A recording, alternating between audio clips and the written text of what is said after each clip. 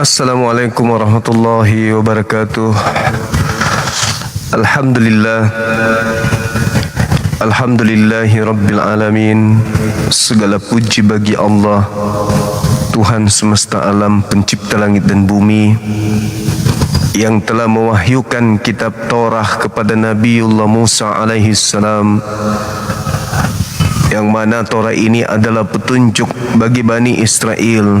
Di dalamnya ada cahaya, ada rahmat, dan barang siapa pada masanya mengikuti kitab tersebut, menjalankan dengan taat, maka Allah menjanjikan baginya surga.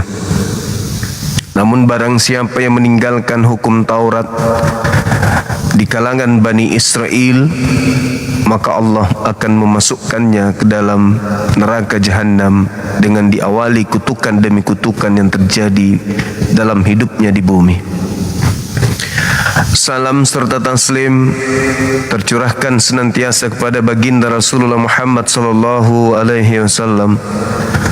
Beliau Nabi yang memperkenalkan kepada kita umat Islam bahawa sebelum Al-Quranul Karim telah datang kepada kaum terdahulu, yaitu Bani Israel, sebuah kitab sebagai pegangan bagi mereka agar mereka bisa terselamatkan di dunia maupun di akhirat, yaitu kitab Taurat.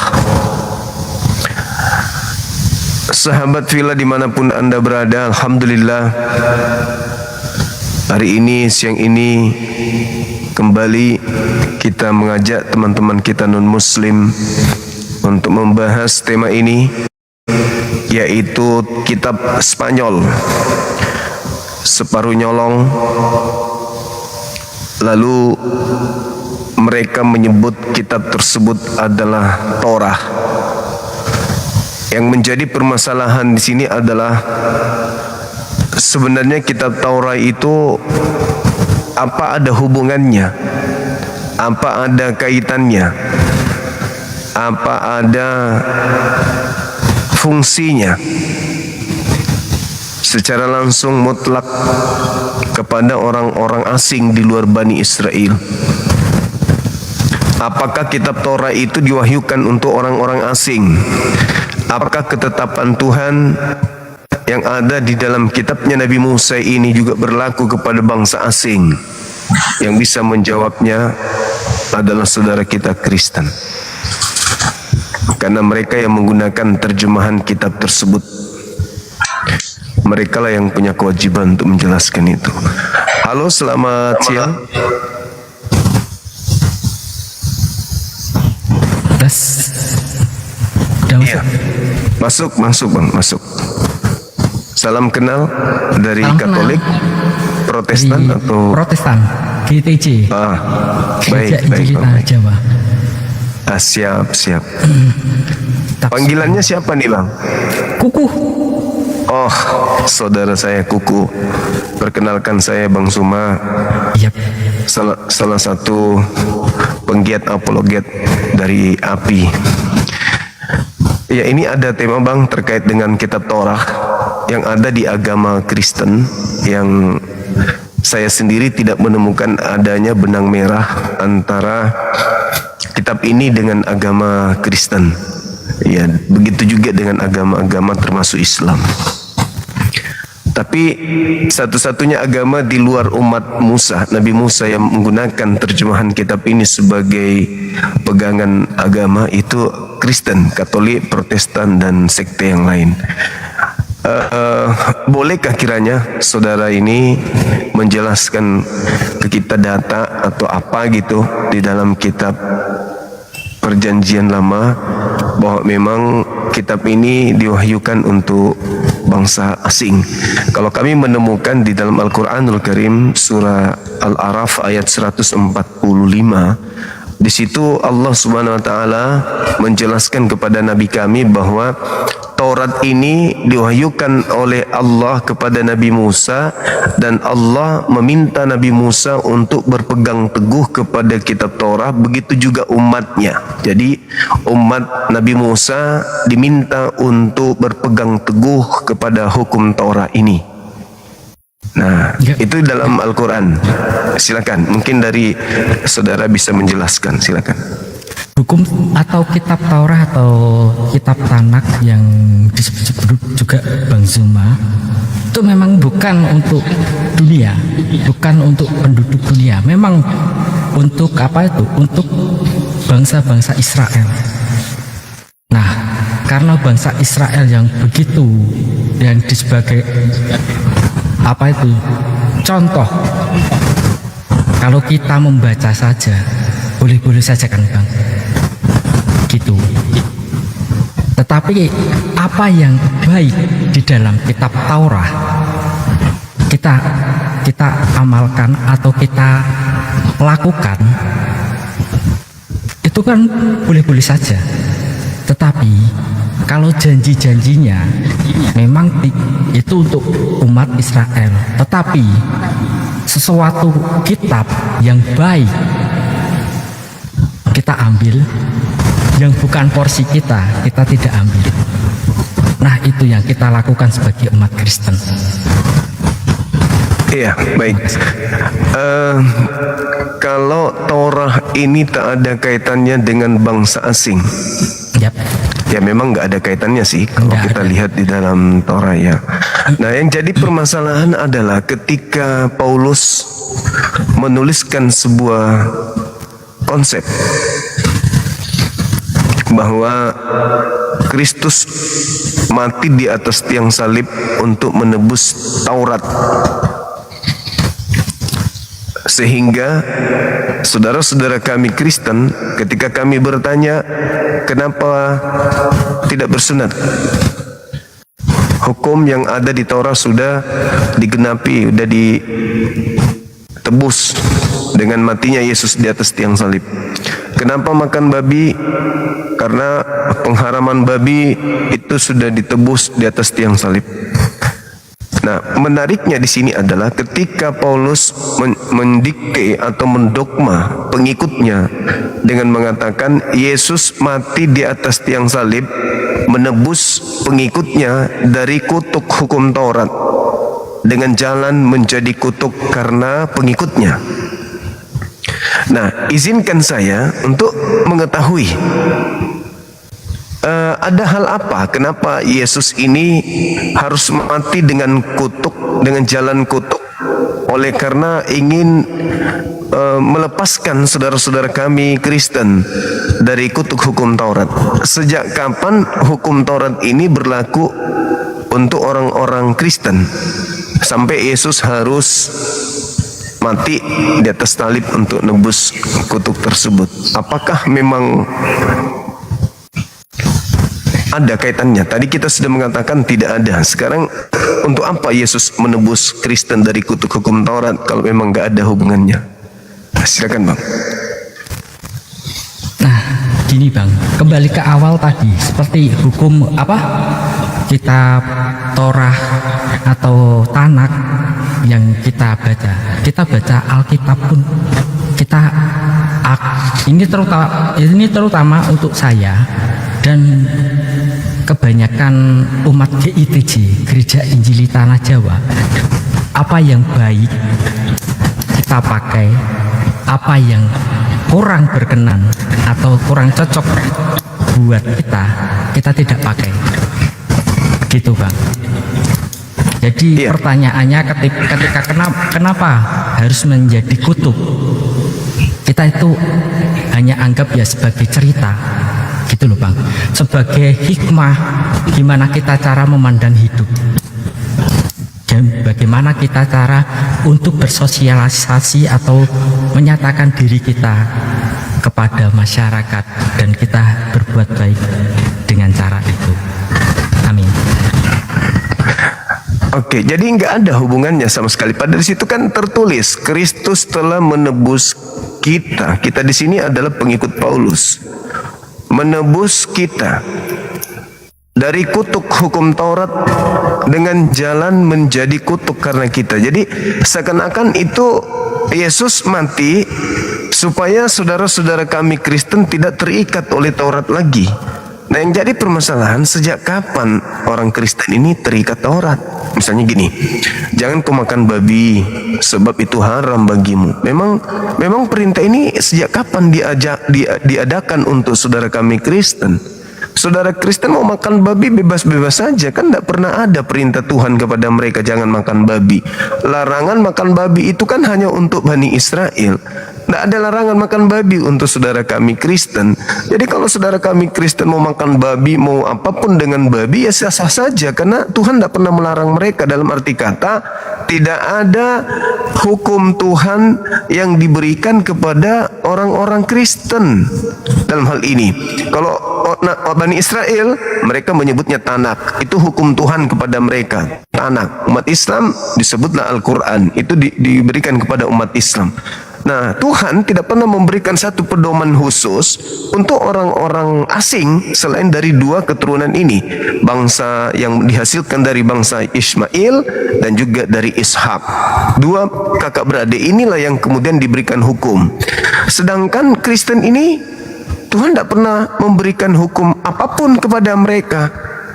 Karena mereka ini kan dari bangsa Roma, Yunani, Belanda. Tuhan tidak ada nabi mengutus kepada mereka. Maka muncul pertanyaan, apakah hukum Taurat itu berlaku untuk orang Kristen? Tidak. Lalu kenapa Yesus mati untuk menebus mereka dari kutuk hukum Taurat? Apa nyambung? Saya rasa nggak nyambung, Bang. Ya, memang nggak nyambung. Ya seperti kayak gini juga. Ya seperti gini juga. Kita sholat disuruh sholat aja kan, tidak harus khusyuk. Seperti itu juga, Bang. Kalau kita tidak makan babi, kita harus menjadi Kristen yang sempurna. Kalau kita ya melakukan Kristen harian atau Kristen apa itu namanya, duniawi, ya boleh-boleh saja. Tetapi kalau mau menjadi Kristen yang sesungguhnya, atau kalau kita sholat, kita harus menjadi sholat lebih khusyuk. Nah itu, Bang. Jadi ada level-levelnya, Bang, di Kristen. Kalau Kristen harian ya udah pergi ke gereja, mendengarkan firman, memuji. Tetapi kalau pengen lebih lanjut, setiap apa yang tertulis di Alkitab ya harus kita lakukan. Nah itu, Bang, bedanya. Jadi memang tidak ada hubungannya dari apa yang yang tertulis di Alkitab. Kita itu harus melakukan semuanya, tidak. Tetapi cukuplah kita menjadi diri yang penuh dengan kasih, diri yang penuh dengan kebaikan, buah-buah roh yang memiliki kedamaian, kasih karunia. Itu yang diutamakan di dalam pengajaran Kristen sehari-hari. Tapi kalau kepingin menjadi Kristen yang lebih khusyuk lagi, yang lebih dekat lagi, ya kayak gitu. Apa semua yang ada di firman, di Alkitab itu harus kita lakukan. Dan seperti juga halnya orang Islam, nggak perlu setaat apapun kita itu harus menjalankan semua syariat Islam, enggak kan? Nah itu, Bang, ya kita ya namanya itu apa ya, abangan. Nah seperti itu, Bang. Iya, baik. Ya. Jadi yang saudara saya paparkan di Kristen ada yang saya sederhanakan, di Kristen itu ada yang Kristen biasa, di Kristen ada Kristen luar biasa. Kristen luar biasa ini adalah Kristen yang mentaati segala perintah yang ada di dalam kitab Kristen. Siap. Termasuk kitabnya Yahudi yang disebut Tanak. Tapi yang justru itu yang jadi masalah. Kalau di kitabnya orang Yahudi tidak mentaati kitab tersebut, dikutuk, masuk neraka. Kalau mentaati kitab tersebut, masuk surga. Kata Yesus dalam Matius 5 nomor 19. Nah sekarang kalau di Kristen mentaati atau Kristen sesungguhnya, ya, mereka mentaati seluruhnya. Pertanyaannya, hubungannya dengan kitab Tanak dengan Kristen yang taat ini itu apa? Kan tak ada perintah untuk Kristen, nggak ada hubungannya. Nah, kalau Kristen ini Kristen hari-hari saja yang santai, yang penting kasih, aturan main ini itu sumbernya dari mana? Sedangkan kasih di dalam implementasinya adalah mentaati segala perintah Tuhannya Yahudi, dan kasih kepada manusia adalah mengajarkan seluruh manusia untuk mentaati perintah-perintah Tuhannya Yahudi. Jadi kalau misalnya kasih, maka orang-orang Kristen itu akan memberikan pengajaran teori praktek bagaimana cara menjadi seorang Yahudi yang taat. Itu kasih kepada sesama manusia. Sebagaimana Matius 5:19. Dan kalau taat kepada Tuhan, berarti mereka harus menjalankan seluruh isi tuntunan, aturan, perintah, larangan yang diajarkan oleh Nabi Musa kepada kaum Yahudi. Tapi lagi-lagi nggak ada hubungannya dengan Kristen. Masalahnya itu di situ. Jadi Bang, saya simpulkan di Kristen itu ada dua kekosongan kasih. Kasih kepada Tuhannya tidak ada, kasih kepada manusia pun tak ada. Tapi kalau dibilang baik, pemurah, murah senyum, suka menolong, dari segi duniawi ya Kristen itu baik memang. Tapi kalau dari segi kasih yang sesuai dengan anjuran para nabi, Kristen kosong di situ. Kristen tak melakukan, Bang. Ya gini Bang, ya kita itu anggaplah, apakah sebuah buku kalau kita dipertanyakan dalam ujian, kita harus mempelajari buku Taurat seperti ini. Kita menjawab setiap jawabannya itu menurut apa yang di dalam pengertian kita atau sesuai dengan buku itu. Pastilah Bang, kalau kita menghadapi ujian hidup yang sebenarnya harus kita memakai hati nurani kita dalam membaca itu, bukan sebagai buku itu yang harus menjadi jawaban. Seperti itu Bang. Jadi kita dikasih otak sama Sang Pencipta, atau kita kenal dengan Allah Bapa. Kita dikasih kebijaksanaan roh dan kita mempunyai daya pikir. Itu kita harus memilah-milah gitu Bang. Apa yang seharusnya yang kita lakukan, itulah hukum yang seharusnya kita pelajari. Atau gini aja lah Bang, ilmu kedokteran, buku kedokteran kita baca untuk kita apa enggak Bang? Sesuai untuk profesi saya yang sebagai mandor. Tapi saya membaca buku kedokteran. Enggak sama sekali enggak cocok kan? Enggak ada tanggung jawabnya, tetapi aku punya ilmu. Ternyata kalau ada gejala-gejala seperti ini, itu Bang yang saya serap. Bukan itu buku itu sebagai pedoman hidup saya, tetapi ilmu-ilmu yang penting di dalam kehidupan, di dalam cara kita bisa bersekutu dengan Tuhan, mengasihi akan sesama, yang tandanya salib. Kita akan berbakti kepada Tuhan dan berbakti kepada sesama. Nah itu Bang, filter kita mempunyai filter.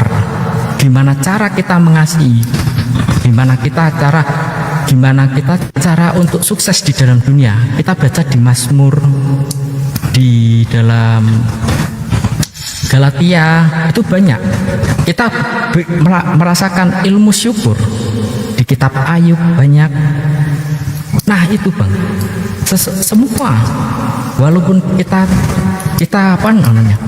kita tidak jago dalam buku komputer, tetapi kita baca, kita nggak tahu apa maknanya dan apa fungsinya untuk dalam kehidupan. Nggak cocok untuk kita juga. Nah untuk itu Bang, semua buku ataupun semua patokan agama yang menentukan, yang merespon apakah itu kata Tuhan atau kata iblis, yang menentukan adalah diri kita sendiri yang sebagai manusia itu menjalankan perintah Tuhan atau menjalankan iblis. Gitu Bang. Oke, baik. Kecerdasan abang ini mengingatkan saya dengan teman-teman cerdas kita dari pengurus BEM salah satu universitas yang baru-baru ini menghadap ke wakil presiden yang kita cintai, Mas Gibran. Cerdas, mantap, luar biasa. Saking cerdasnya sampai dia berbicara pun lupa dia ngomong apa, awalnya di mana, tengahnya di mana, akhirnya di mana, sampai kepada orang semua pada paham. Saya suka cara Anda untuk menjabarkan. Cuman gini, saya sebagai orang awam yang tidak ngerti ya sketsa berpikir atau kerangka berpikir orang-orang kebanyakan, apalagi anak-anak muda sekarang. Ketika kitab Torah itu diwahyukan untuk Nabi Musa agar Nabi Musa mencanangkan aturan main yang ada di dalamnya untuk kaumnya saja, Kristen bukan kaumnya Nabi Musa, tiba menggunakan buku itu, lalu kemudian ada yang mati Tuhannya untuk nebus mereka dari pelanggaran-pelanggaran yang sejatinya Kristen tak sanggup untuk lakukan ke depannya. Maka Yesus mengambil langkah preventif mencegah supaya pengikutnya tidak masuk ke dalam neraka disebabkan pelanggaran terhadap hukum Torah. Ini masih menjadi permasalahan besar karena hukum yang datang itu hanya mengikat Bani Israel, tidak mengikat Bani Kristen. Tapi Kristen sibuk sendiri, bikin aturan sendiri, menetapkan satu keputusan sendiri, merasa sendiri seakan-akan Taurat ini untuk mereka, sehingga harus ada yang mati untuk menembus dan membebaskan mereka dari kutuk Torah. Karena kutuk Torah itu kejam, sangat kejam. Kalau kita baca Ulangan 28, orang yang melanggar hukum Torah, jangankan dirinya, janin yang ada dalam perutnya pun itu kena kutuk. Bahkan anak domba, anak kambing, bahkan sawah, ladang, tempat air minumnya sekalipun kena kutuk oleh Tuhan. Saking kerasnya itu. Namun sekeras apapun hukum Torah, itu hanya mengikat bangsa tertentu, hanya Bani Israel saja. Lalu Kristen ini dari mana? Kok bisa-bisa merasa bahwa Torah itu harus digenapi, Torah itu harus disingkirkan supaya Kristen ini bisa selamat? Lah, bukankah Torah itu bukan untuk Kristen? Itu hanya untuk Bani Israel. Itu poin pertama. Poin yang kedua, di dalam agama Kristen itu, sekali lagi, kalau kita berbicara mengenai kasih akan Tuhan dan kasih akan manusia, tidak sesederhana simbol ginian, ini ke Tuhan, ini ke... Enggak, bukan kayak gitu. Tetapi ke Tuhan itu artinya ketaatan. Kalau salib seperti ini adalah untuk Tuhan, nah Kristen untuk Tuhannya nggak ada. Akhirnya apa yang terjadi? Tinggal ini, Bang. Ini tidak ada untuk Tuhan. Kenapa? Kalau untuk Tuhan harus menjalankan segala apa yang Tuhan perintahkan di dalam Torah, baru ini bisa ditegakkan. Kalau ini tidak ditegakkan, berarti perintah Torah tidak dijalankan. Ini hilang, Bang. Yang ada cuman ini doang. Yang saya takutkan kalau dia melekat di sini, itu yang bahaya. Izin menghidupkan lampu sebentar ya. Iya, silakan. Karena kan kalau di dalam hukum Torah itu kan jelas hubungan dengan Tuhan, semua apa yang diperintahkan oleh Tuhan melalui Nabi Musa kudu ditegakkan supaya ini tegak yang di tengah ini. Kalau ini tidak tegak, ini runtuh. Apa yang terjadi? Ya tinggal ini doang. Minus, ini minus nih, minus. Seperti itu saudaraku. Jadi kalau berbicara kasih, pertama, jangan ada ilah lain di hadapanku. Kristen membuat ilah baru bernama Yesus. Itu sudah melanggar keras itu. Jadi ya tidak bisa begini, Bang, nggak bisa begini. Kalau itu yang Anda jadikan sebagai acuan, yang Anda cuma gini doang, minus. Nah, silakan. Ya, memang benar, Bang. Kalau kita itu harus pengen menjadi manusia yang sempurna, itu kan harus ini. Kita harus mengikuti pengaturannya. Yang saya praktekkan yaitu orang-orang yang pengen khusyuk, orang-orang yang pengen menjadi manusia yang sempurna, itu harus mengikuti Alkitab, harus mengikuti perintahnya. Nah, semua itu harus kita lakukan Tetapi kalau kita hanya pengen mengasihi apa ya, kita bisa dibilang memang kayak gini, Bang. Orang gila. Kita orang baik itu dibilangnya orang bodoh. Dan juga bisa juga dikatakan orang apa namanya? Nggak kurang suka dimanfaatkan. Ya, nah ini Bang, orang yang gila. Oleh karena Iya betul. ya betul kan? Betul. Orang baik itu Iya. identik dengan orang yang miskin, bodoh, dan disia-siakan. Iya kan? Makanya gini. Dan oleh karena itu Bang, kenapa kita di Kristen, kita itu juga diwajibkan untuk mendalami. Walaupun kita tidak kenal, tetapi sesuatu hal pokok terbaik. Contoh saja, kita harus menyembah kepada Allah yang benar. Kita di dalam Kristen itu menyembah Bapa yang ada di surga, yang pencipta langit dan bumi. Kita menyanjungnya. Banyak lagu untuk menyanjung Yesus, Sang Bapa, dan menyanjung Yesus sebagai juru selamat dan sebagai petunjuk jalan dan role model sebagai Allah Bapa. Itu pun kita ada cara pemujiannya sendiri, dan Roh Kudus yang menyertai kita dan menjaga kita. Itu ada pemujiannya tersendiri.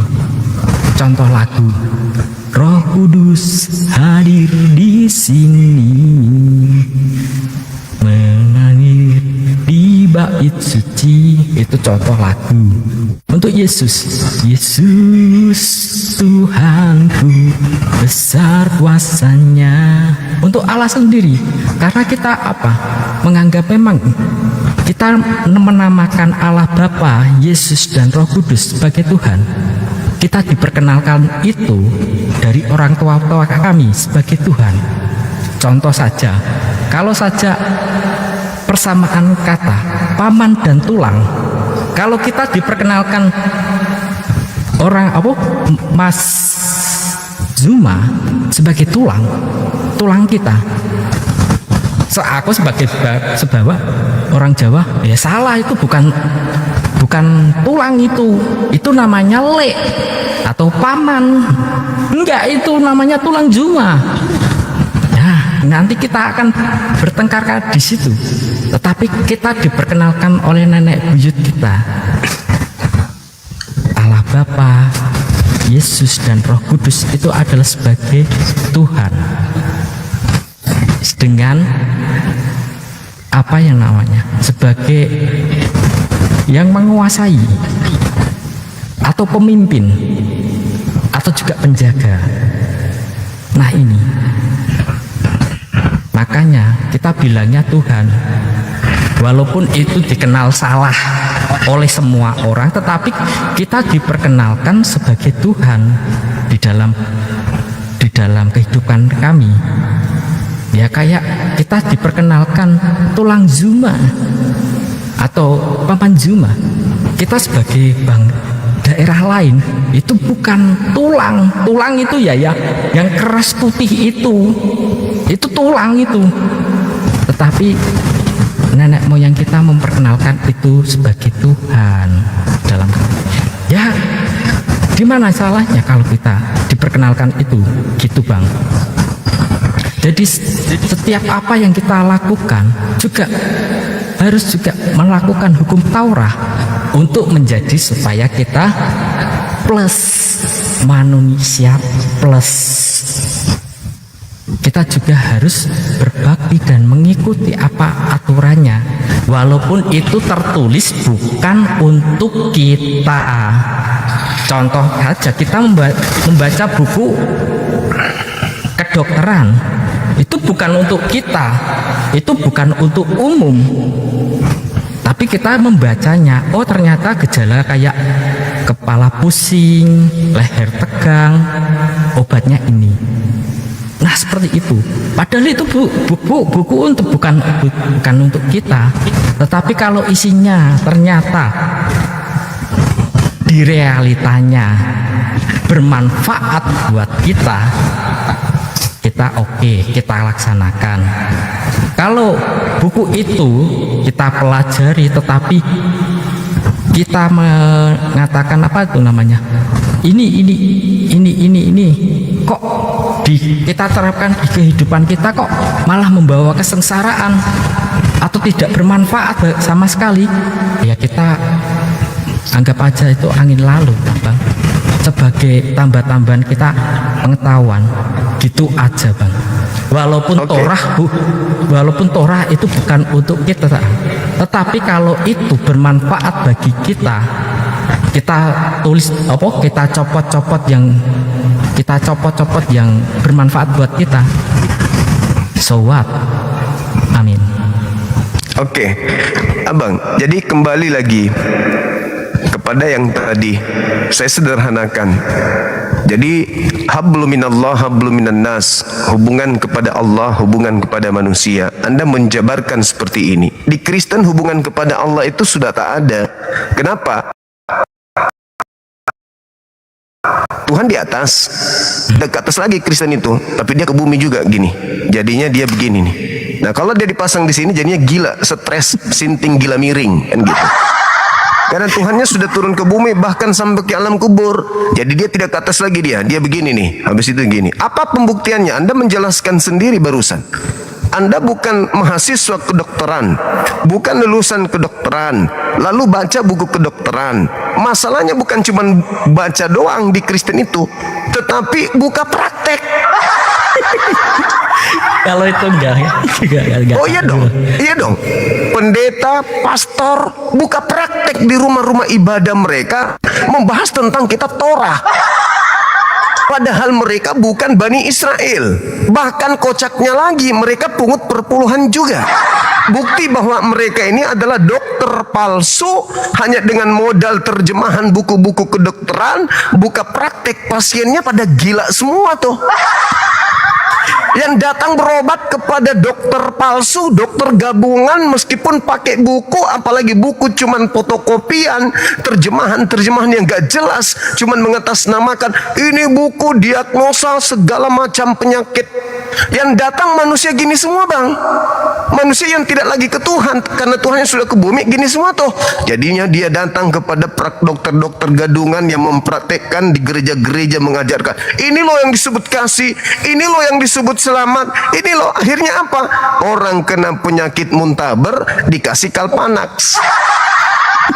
Karena saking percayanya sembuh. Kenapa sembuh? Karena sugesti. Bukan karena pola keakuratan data, pasien sakitnya apa, kemudian resepnya apa, minumnya, kenanya sembuh. Bukan karena itu, tapi sugesti, percaya diri.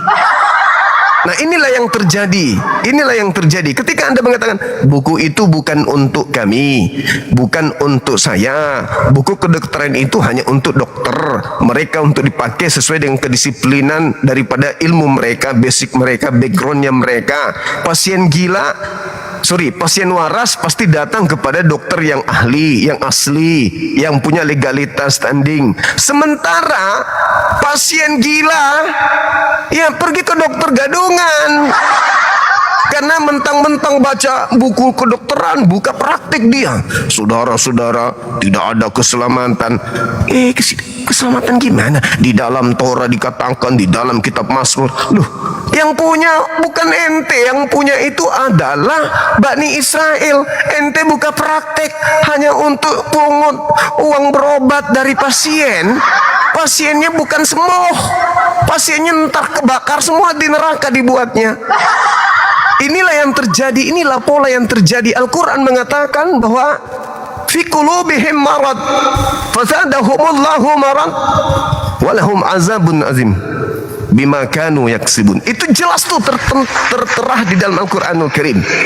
Yesus juga mengatakan, percuma mereka menghormat kepadaku, percuma, sedangkan ajaran yang mereka lakukan adalah ajaran manusia. Ya tahu? Ajaran manusia, ajaran yang dibuat-buat hanya dengan menggunakan resep sedikit, hanya melihat mencontek-contek dari buku kedokteran. Wah, ini kayaknya kalau sakit gigi obatnya ini Kombantrin, kalau dia kena panu ini obatnya nih CTM dan seterusnya. Akhirnya apa? Orang yang malas kemudian ke rumah sakit, orang yang malas rawat gigi, orang yang malas maunya yang santai aja, dikasih obat apa? CTM. Aduh, haleluya, minum CTM tidur sehat, sikit-sikit minum CTM sehat, sikit-sikit, yang penting setor ke dokternya. Ini dok, makasih dokter, dikasih lagi obat cacing padahal dia sakit kepala. Sugesti. Itulah yang terjadi, Bang. Makanya tema saya mengatakan bahwa ketika ada kitabnya orang Yahudi, kitab Spanyol dipakai oleh orang yang bukan Yahudi, maka saya dapat pastikan semuanya akan salah sasaran. Apa yang terjadi? Hari Sabat, dokter gadungannya merubahnya menjadi hari Minggu. Babi haram, dokter gadungannya merubahnya lagi menjadi halal. Bayangkan itu. Sunat wajib itu adalah perjanjian kekal, dokter gadungan merubahnya enggak wajib sunat. Coba, yang datang kepada mereka berobat ya orang sedeng semua, Bang. Itulah tadi faktanya. Kalau Anda menggunakan analogi ini, saya katakan Tuhannya Kristen sudah nggak ada di atas, sudah turun ke bumi. Ya, jadi gini, nempel di sini. Jadinya apa itu? Wiro geblek. Begitu, Bang. Silakan. Iya.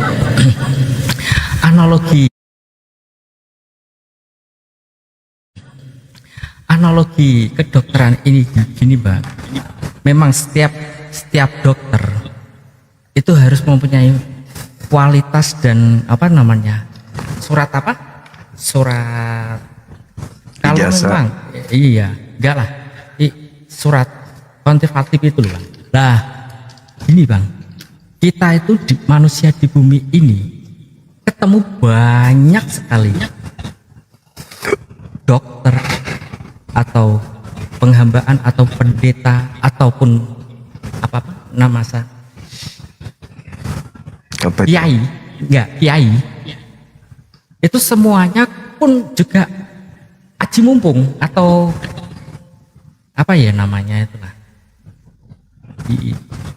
itulah kebetulan kita ketemu dokter yang benar, kebetulan kita ketemu dengan pendeta yang benar, kebetulan juga ketemu dengan kiai yang benar. Karena apa? Semuanya walaupun dengan ajaran sumber yang benar, tetapi pembawanya tidak mengetahui apa yang sesungguhnya ada di dalamnya. Yang dicari yang di dalamnya itu apa? Tidak menguasai teorinya, walaupun di dalam itu buku itu sudah benar. Kalau kita ketemunya ke pendeta nggak bener, atau dokter yang nggak bener, atau tukang servis yang nggak bener, atau semua yang nggak bener, ya sama saja kita akan terjerumus di dalam Halo, assalamualaikum Gurunda. Kita akan Waalaikumsalam warahmatullahi wabarakatuh. Islam Gurunda di bawah wajah Gurunda, di bawah wajah, cuma dengar aja. Oh, makasih, Bang. Iya. Kalau kita oleh karena itu, orang itu pastinya akan kebetulan ketemu dengan orang yang benar, kebetulan ketemu dengan orang yang pembawaannya nafsu, kebetulan orang itu berkepentingan, ketemu dengan berkepentingan, sama saja walaupun sumbernya benar, itu ataukah Torah, ataukah Injil, ataukah Al-Quran, walaupun sumbernya benar, tetapi disampaikan sama orang yang berkepentingan dengan nafsu, dengan uang, dengan maksud tertentu, pastilah dia akan menjadi lurus gini. Nah itu. Oke, Bang, kalau Muslim, orang Islam, ada pak kiai, ada ulama, ada ustadz, mereka dokter hewan, dokter penyakit dalam, dokter paru-paru, ahli jantung, ahli saraf. Ya wajar. Mereka menggunakan legalitas yang mereka punya. Kitabnya mereka punya. Memang kitab itu untuk mereka. Untuk menjadi kiai, kitabnya Al-Quran. Untuk menjadi ustadz, menjadi dai, kitabnya Al-Quran. Lah kok untuk menjadi pendeta kok kitabnya Tanak? Bukan nggak nyambung. Kalau kitabnya Tanak itu jadi rabi-rabi, maran, warabam. Itu. Loh kitab Torah kok jadi pendeta? Kitab Taurat kok jadi pastor? Gitu. Dan apesnya lagi, kitab Taurat kok jadi Kristen? Kitab Torah itu jadinya Yudaism. Itu yang betul. Itu yang benar. Jadi kalau ada kitab Torah, lalu yang mengajarkan pendeta dan pastor, ya nggak nyambung lah. Itulah yang dikatakan tadi.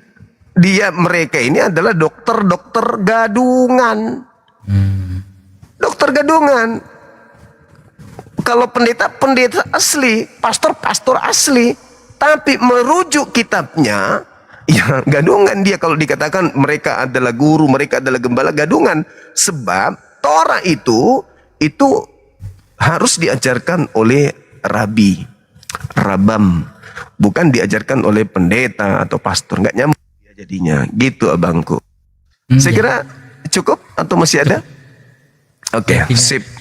Ya gini aja. Semua walaupun bersumber ya dari kebenaran, tetapi apa inti dari yang menyampaikan itu adalah dengan motif dan dengan nafsu yang tidak benar. Finalnya adalah buntu.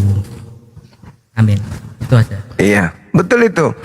Dan nanti saudara coba katakan itu di depan cermin atau di depan gereja di depan jemaat. Saya kira begitu. Yap. Oke, makasih ya saudara Kuku. Anda orang baik. Yap. Iya, oke. Kita turunkan ya, Bung ya. Siap. Terima kasih. Makasih juga. Jadi ingat mahasiswa yang kemarin yang datang ke Mas Gibran, pintar, cerdas, terukur, ilmunya di atas rata-rata. Luar biasa.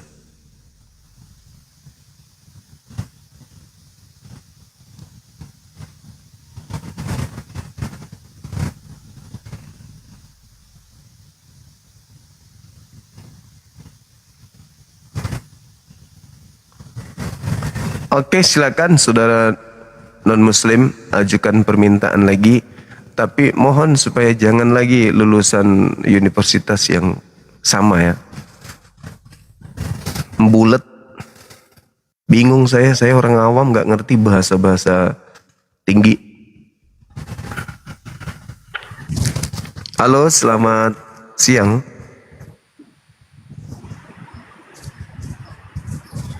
Halo, Assalamualaikum. Waalaikumsalam. Ini Islam bang. Iya, mungkin mau ceramah, saya kasih waktu atau tausiah. Kenapa turun? Biar dia ceramah dulu. Kayak semalam tuh. Di Islam katanya poligami itu biar sampai 1000 boleh. Halo, selamat siang. Selamat siang. Iya, Katolik Protestan abang. Kita Protestan bang. Oh, pantasan aja ganteng. Iya. Masih sering ke gereja berarti? Iya dong. Sering. Oke. Berarti rajin baca Bible juga? Lumayan. Ya. Ya, menurut pengetahuan saudara, kitab Taurat itu diwahyukan apakah juga untuk orang Kristen, untuk Protestan? Secara untuk saat ini tentu untuk orang Kristen atau Protestan. Tapi emang pada dasarnya itu disampaikan kepada Musa untuk disampaikan kepada bangsa Israel. Nah, satu hal yang perlu diperhatikan bahwa ketika Yesus datang di dunia yang adalah Tuhan untuk menjadi manusia itu bukan lagi berbicara keselamatan itu hanya diperoleh oleh bangsa Israel atau Yahudi, tetapi terbuka untuk semua umum. Makanya hukum Taurat itu berlaku juga untuk orang-orang Kristen. Karena begini, satu hal yang harus dipahami tentang kekristenan, orang Kristen yang bukan Yahudi yang mengklaim bahwa keselamatan itu bisa mereka peroleh adalah Tuhan memberi sekarang. Kalau dulu Tuhan itu mengasihi satu bangsa, yaitu bangsa Israel. Di luar bangsa Israel itu semua anjing. Di masa itu hanya satu bangsa pilihan, yaitu bangsa Israel. Makanya hukum Taurat itu diberikan kepada mereka. Kenapa? Supaya mereka hidup tertib sesuai dengan kehendak Tuhan. Itu yang pertama. Tapi kita tahu bahwa manusia itu tidak ada yang sempurna, selalu berbuat dosa. Bahkan bangsa yang Tuhan pilih menjadi bangsa pilihannya saja masih bertengkuk, bersungut-sungut, sehingga mereka dari Mesir sampai ke Kanaan itu dikasih hukum Taurat masih belum berubah. Sehingga Tuhan itu merencanakan suatu keselamatan. Makanya kita itu mengenal yang namanya istilah Yesus datang ke dunia. Yesus itu Tuhan yang menjelma sebagai manusia. Setelah dia datang, makanya ada ungkapan bilang begini, bagi yang percaya akan diselamatkan. Kalau Bang Juma mungkin tahu, Matius pasal 15 ayat 22 tentang perempuan Samaria yang percaya. Perempuan Kanaan yang percaya. Artinya itu apa? Di situ dikatakan bahwa tidak baik roti yang diberikan yang khusus untuk anak itu diberikan kepada anjing. Itu artinya apa? Bahwa keselamatan itu hanya roti itu berbicara keselamatan yang memang hanya khusus untuk orang Israel. Tidak layak untuk diberikan kepada anjing. Anjing itu siapa? Orang di luar bangsa Israel. Tetapi apa Bang Juma? Orang yang percaya, seperti orang perempuan itu yang bukan orang Israel, karena dia percaya bahwa Tuhan itu mampu menyelamatkan hidupnya, anaknya bisa selamat. Begitu juga prinsip orang percaya. Jadi pertanyaan yang pertama tadi, apakah hukum Taurat itu juga diberikan kepada orang Kristen? Itu menjadi bagian dan tanggung jawab orang Kristen saat ini. Melakukan hukum Taurat itu karena apa? Karena mereka sudah percaya Yesus sebagai Tuhan dan juru selamat. Simpelnya seperti itu. Oke, baik. Luar biasa. Saya suka. Mudah-mudahan betah di sini ya. Jadi gini, Taurat awalnya bukan untuk orang Kristen. Lalu Tuhan Anda turun ke bumi menjadi bukan Tuhan, yaitu menjadi manusia. Saking bukan Tuhannya maka dia bisa mati, karena Tuhan tidak mungkin mati kan gitu ya. Itulah bukti bahwa dia bukan Tuhan, makanya dia bisa mati. Jadi Tuhan Anda sampai di situ dulu. Gantian belum selesai. Makanya saya katakan mudah-mudahan Anda betah di sini. Saya suka orang yang punya loncatan berpikir. Itu teman saya bisa sampai 2 hari 2 malam kita nggak istirahat ngobrol. Jadi ketika Tuhan pencipta langit dan bumi turun ke bumi menjadi manusia, itu sama dengan Tuhan pencipta langit dan bumi yang maha hidup berhenti menjadi Tuhan lalu menjadi manusia, menjadi makhluk, sehingga dia bisa mati. Karena posisinya bukan Tuhan pada saat itu. Nah, tapi bukan itu poinnya. Poinnya ketika Anda memfitnah. Anda memfitnah Yesus bahwa ketika Yesus turun ke bumi, dia adalah Tuhan. Fitnahan pertama. Fitnahan kedua, ketika Anda menuduh Yesus bahwa Taurat yang tadinya sejatinya untuk Bani Israel, sekarang untuk Kristen. Di mana Yesus pernah mengajarkan Taurat kepada orang Kristen? Tunjukkan data di mana Yesus mengajarkan bahwa Taurat itu untuk orang di luar Yahudi. Di mana Taurat Yesus ajarkan di luar Yahudi untuk orang Yahudi? Di mana Yesus kabarkan itu? Itu yang kedua. Yang ketiga, loncatan berpikir yang Anda punya tidak cukup hanya dengan menganalisa sepotong dari kejadian. Ketika Anda membawa Matius 15, wanita Kanaan itu tidak pernah berubah menjadi domba. Dia tetap saja anjing. Jadi kalau Anda menganalogikan itu sama seperti Kristen bahwa bahwa Anda harus mengakui dengan ikhlas. Mohon maaf, saya sedang berbicara dengan anjing. Karena Anda menganalogikan itu. Wanita itu cuman ingin anaknya sembuh doang. Bukan wanita itu ingin masuk ke sinagoge. Tidak, wanita itu ingin menjadi pengikut Taurat. Baca ending cerita itu. Jadi wanita ini hanya menginginkan anaknya sembuh. Makanya wanita itu mengatakan, benar Tuhan. Nah, Yesus kaget. Loh, kok dia benarkan? Anjing memang makan sampah yang jatuh dari meja tuannya. Wow, anjing memang makan remah-remah sampah yang jatuh dari meja majikan. Anda harus mengakui Anda adalah anjing yang makan sampah dari orang Yahudi.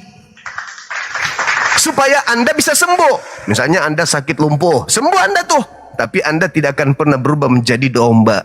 Makanya Anda makan babi. Domba tidak makan babi. Yang makan babi itu serigala atau anjing. Jadi kalau Anda menganalogikan itu, saudara, berarti Anda harus siap-siap dikatakan oleh Yesus, benar imanmu saudaraku Protestan, Katolik. Kalian memang anjing yang makan sampah yang jatuh dari meja Yahudi. Bolehkah saya menyapa Anda? Hai anjing-anjing Yahudi. Gak boleh kan? Tapi Anda sudah memberikan analogi itu seperti wanita Kanaan itu, di mana Yesus sepakat, wanita itu sepakat bahwa anjing hanya makan sampah dari meja tuannya. Tuh, jadi Anda harus mengakui bahwa memang Kristen ini yang sama di dalam Matius 7 nomor 6, jangan kau berikan barang kudus mutiara kepada babi dan anjing. Dan 2 Petrus 2 19 nomor 20, ya Kristen memang dianalogikan babi dan anjing. Kembali kepada tema saya, Bung. Kalau Taurat bukan untuk hanya untuk Bani Israel dan bukan untuk di luar Yahudi alias anjing, lalu Anda mengatakan, tapi setelah Tuhan turun menjelma menjadi bukan Tuhan, disitulah Tuhan kemudian membolehkan Taurat itu untuk bangsa lain. Tolong tunjukkan datanya itu di mana? Di mana Yesus mengajarkan Taurat kepada bangsa lain? Silakan. Taurat loh ya, Taurat. Silakan. Bang Juma cara berpikirnya kayak anak kecil sih, kata saya. Kayak Anda Bang Juma menggiring perspektif saya itu sesuai dengan pemikiran abang, sehingga seakan-akan itu merasa benar begini. Yang pertama saya bilang begini. Buka kameranya, Bung.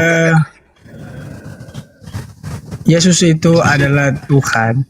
Bahkan buktinya ketika dia dicampur berapa kali, bahkan ketika ibunya Maria tidak bisa mengenalinya, itu terbukti dengan itu bisa dilihat bahwa dicambuk, disalib pun bahkan dia tidak mati. Siapa orang yang tidak mati?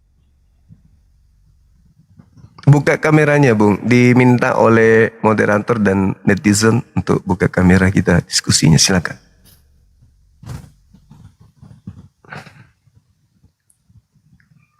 Bukti Yesus Tuhan, dia dicambuk nak mati. Oke.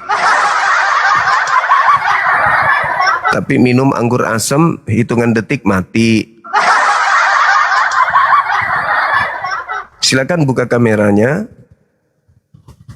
Yang saya minta bukan tambahan-tambahan gerakan itu. Yang saya minta penjelasan fitnahan Anda yang mengatakan Yesus mengajarkan Taurat kepada bangsa anjing. Silakan. Saya pertanyakan Taurat loh.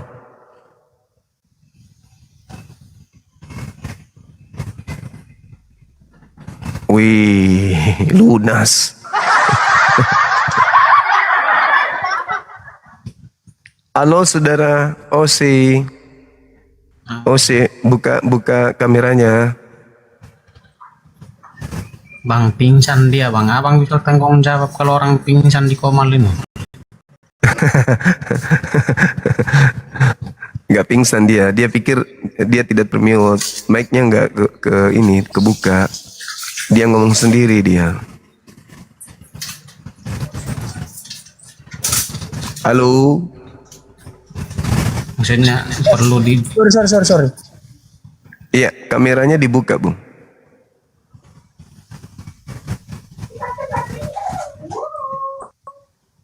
Oke. Iya. Jadi abang bilang tadi begini kan. Saya sampaikan tadi bahwa Yesus itu bisa saja dibuktikan hanya dengan contoh sederhana seperti itu. Bahkan ketika dicambuk, bahkan bisa mampu memikul salib dan sebagainya. Dia masih tidak, itu bisa membuktikan bahwa dia bisa berjalan dari di mana dia dicambuk sampai ke Bukit Golgata itu dia masih belum meninggal. Itu salah satu bukti bahwa dia itu bisa, itu contoh sederhana. Nah, kalau pertanyaan yang kedua mengatakan bahwa di mana pernahkah Yesus mengajarkan itu tentang hukum Taurat? Lah, apakah Tuhan Yesus tidak pernah mengatakan bahwa janganlah menyangka bahwa aku datang untuk menyediakan hukum Taurat, tetapi Tuhan untuk apa? Melainkan untuk menggenapinya. Itu contoh. Beberapa ayat yang berikutnya. Kalau kita tahu bahwa hukum Taurat itu, isi hukum Taurat itu hanya ada dua isi yang paling penting di situ. Mengasihi Tuhan dan mengasihi sesama. Ayat 1 sampai 4 mengasihi Tuhan. 5 dan 10 itu mengatakan tentang bagaimana hidup kita mengasihi sesama. Yesus juga mengatakan bahwa, kata Yesus, Yesus memberikan perintah bahwa aku memberikan perintah baru kepada kamu, yaitu supaya apa? Kamu saling mengasihi sama seperti aku telah mengasihi kamu. Demikian pula kamu harus saling mengasihi. Jadi Yesus bukan mengajarkan hukum Taurat itu, orang begini-begini hukum Taurat itu 1, 2, 3, tidak. Ya, bahkan dia menjelaskan, bukan hanya dia itu menyampaikan hukum Taurat itu lewat kehidupannya, bagaimana ia mengasihi Tuhan, bagaimana ia mengasihi sesama. Karena dia itu datang ke dunia untuk menyampaikan kepada kita begini loh yang sebenarnya.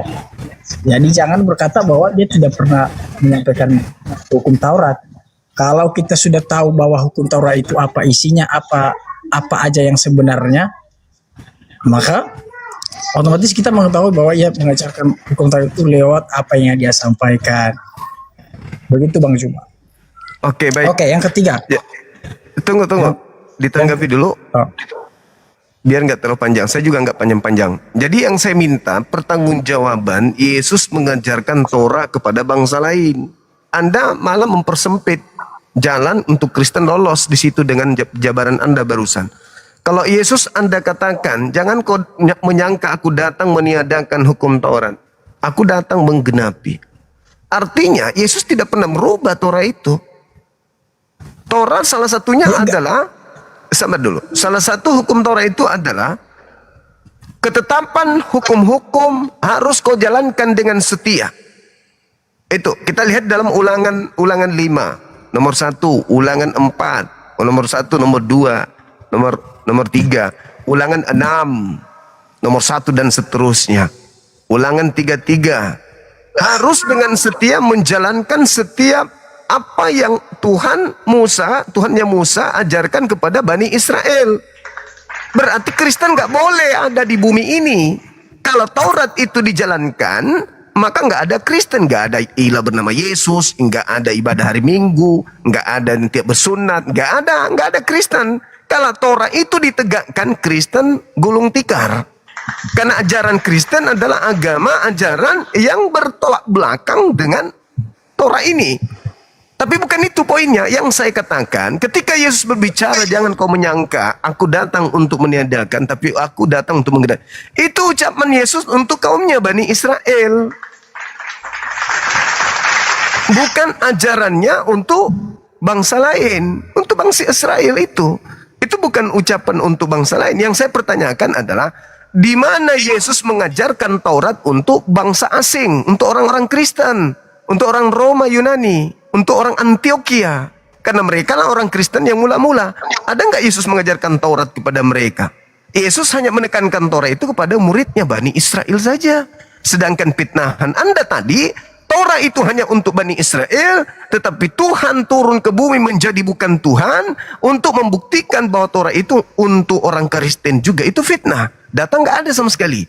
Kecuali Anda bisa menunjukkan data baru atau Bible yang dikarang baru Tunjukkan di mana itu tertulis biar saya pelajari bahwa Yesus mengajarkan Taurat kepada bangsa Roma dan Yunani. Silakan. Memang abang ini kelihatan memang orangnya cara berpikirnya seperti itu sih. Tapi kan saya sudah sampaikan tadi latar belakang. Di awal tadi saya sudah sampaikan latar belakangnya bahwa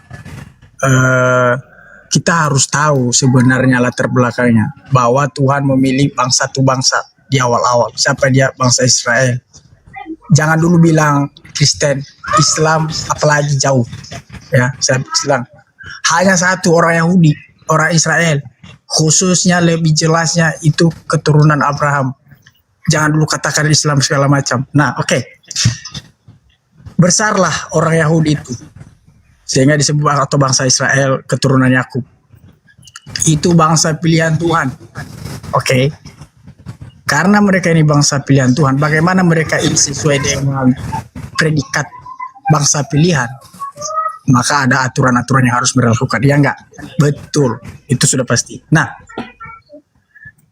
kita cukupkan sampai di situ. Sekarang, kita kembali ke part 2-nya. Tuhan, dikatakan di Yohanes 3 ayat 16, Tuhan mengasihi dunia ini kan, karena begitu besar kasih Allah ke dunia ini.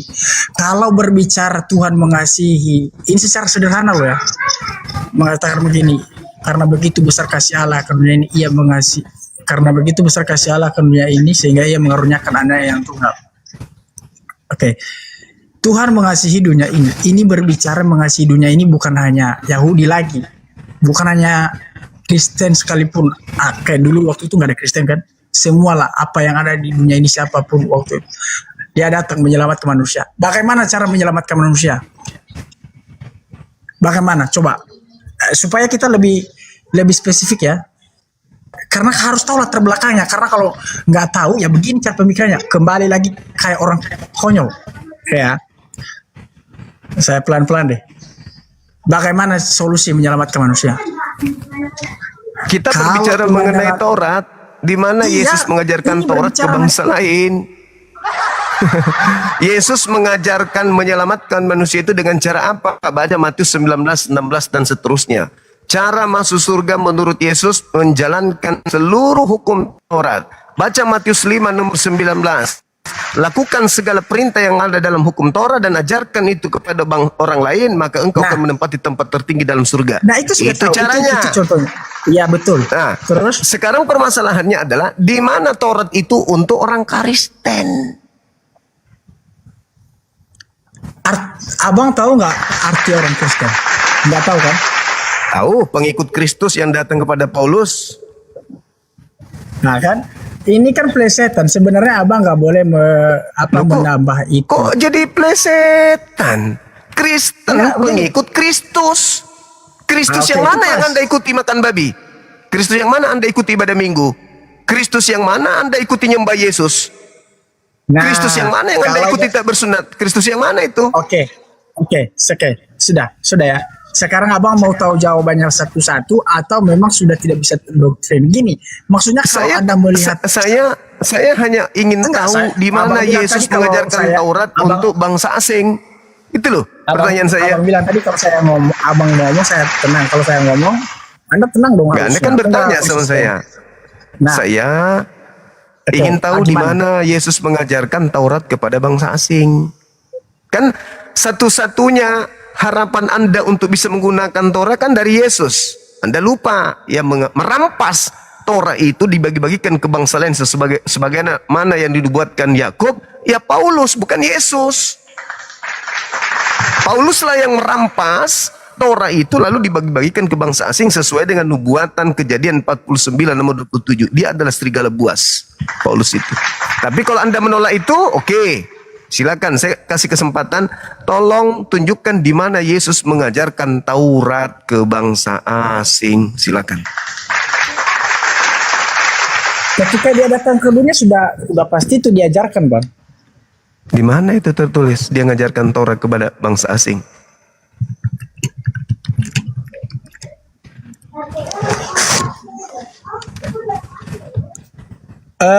Cara berpikirnya sebenarnya harus diubah, Eh, ya. kenapa cara justru berpikir seperti inilah yang Harus Anda Nggak bisa. ikutin. Nah, makanya karena nggak tahu sebenarnya ini adalah akibat dari ketidaktahuan atau Ya sudah, makanya saya bertanya, Bung, makanya saya bertanya Oke, sama sekarang Anda saya yang tahu sampaikan. di Oke, sekarang mana saya Yesus sampaikan. mengajarkan Dengar, ya? Taurat Oke, kepada dengar, bangsa ya? asing. Silakan. Oke. Tuhan di mana Tuhan Yesus mengajarkan yang saya sampaikan tadi, di situ berbicara bahwa Tuhan itu menunjukkan bahwa bagaimana seperti yang saya bilang tadi kan, bagaimana bagaimana memperoleh keselamatan. Abang sudah sampaikan tadi. Sekarang kita orang Kristen percaya kepada Yesus, otomatis karena dia adalah Tuhan kita, dia adalah Tuhan kita. Kira-kira kita ikut peraturannya apa tidak? Itu aja sederhananya. Ngapain diributkan? Saya sangat paham kalau Kristen itu Tuhan untuk Kristen. Paham, ngerti saya itu. Saya pakarnya kalau bidang itu. Yang saya pertanyakan sekarang adalah di mana Yesus anak Maria mengajarkan Taurat kepada bangsa asing. Anda bangsa asing, Anda make Torah. Siapa yang kasih? Pasti ada yang merampas, ada yang merampok, membagi-bagikan kepada kalian. Yesus, mana buktikan kepada saya kalau Yesus pernah mengajarkan Taurat kepada orang Roma yang ada hidup sesamanya? Ada? Ada. Di mana-mana makanya saya bilang tadi, cara berpikirnya salah. Loh, Bahkan kalau ini kita tahu, pertanyaan. Yesus, nah makanya saya jawab. Yesus mengajar Ya, silakan. orang banyak dan melakukan mujizat seperti menyembuhkan orang tuli dan memberi makan ribuan orang, itu berarti itu berbicara bahwa itu satu paket, bukan hanya orang Israel, tetapi orang yang tidak mengenal Tuhan juga. Ya Allah ya Karim. Ini kita berbicara mengenai Taurat. Tadi wanita Kanan aja disebut guguk. Jangan kemana-mana dulu. Saya simpulkan ya. Saya sebagai Muslim mengatakan Kristen itu agama yang berdiri di atas kitab Spanyol. Apa kitab Spanyol itu? Kitab separuh nyolong dari agama Yahudi. Bantah itu. Oh, itu bukan dinyolong, Bang. Itu memang kitab kami. Oke, legalitasnya mana? Dari mana? Yesus mengajarkannya di mana? Taurat ini kepada bangsa asing itu Yesus ajarkan di mana? Kalau ada tunjukkan dalil, berarti saya salah. Ada dalilnya. Yesus mengajarkan kemudian Taurat untuk orang Roma. Ingat, Yesus ketika datang penginjilan, orang Roma di sekelilingnya, mulai dari dia bayi lahir, dia sudah dikelilingi oleh orang Roma, bangsa penguasa kala itu. Di mana Yesus mengajarkan Taurat kepada mereka, tentara-tentara Romawi, gubernur, diundang mereka kemudian di kantor gubernur Pilatus mengajarkan Torah itu di mana? Coba. Silakan. Saya kasih waktu.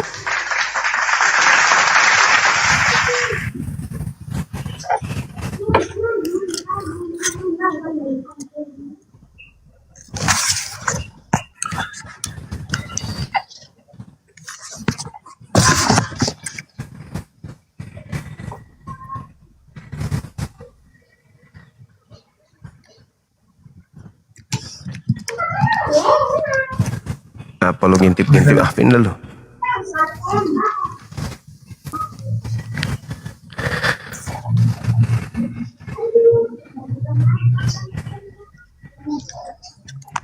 Jadi kurang jelas kayak yang disampaikan Matius bahwa dia datang untuk menggenapi hukum Taurat. Iya. Itu berbicara kepada. Nah sekarang pertanyaan saya, itu kira-kira disampaikan kepada siapa? Oh iya, bangsa Israel. Aku diutus hanya kepada domba. Bukan hanya untuk bangsa Israel, karena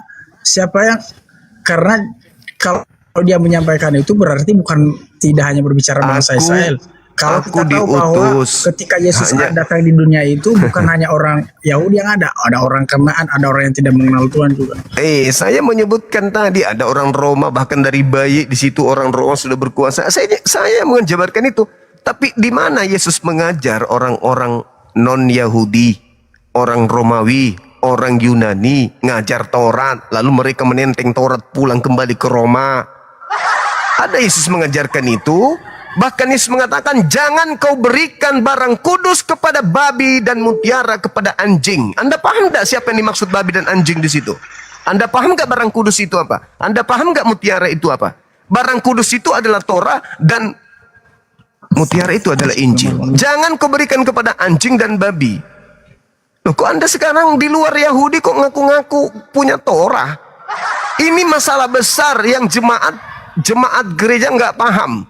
Bahwa selama ini kalian diajarkan Torah, digenapi, dibatalkan, sudah tergenapi dan seterusnya oleh darah Yesus.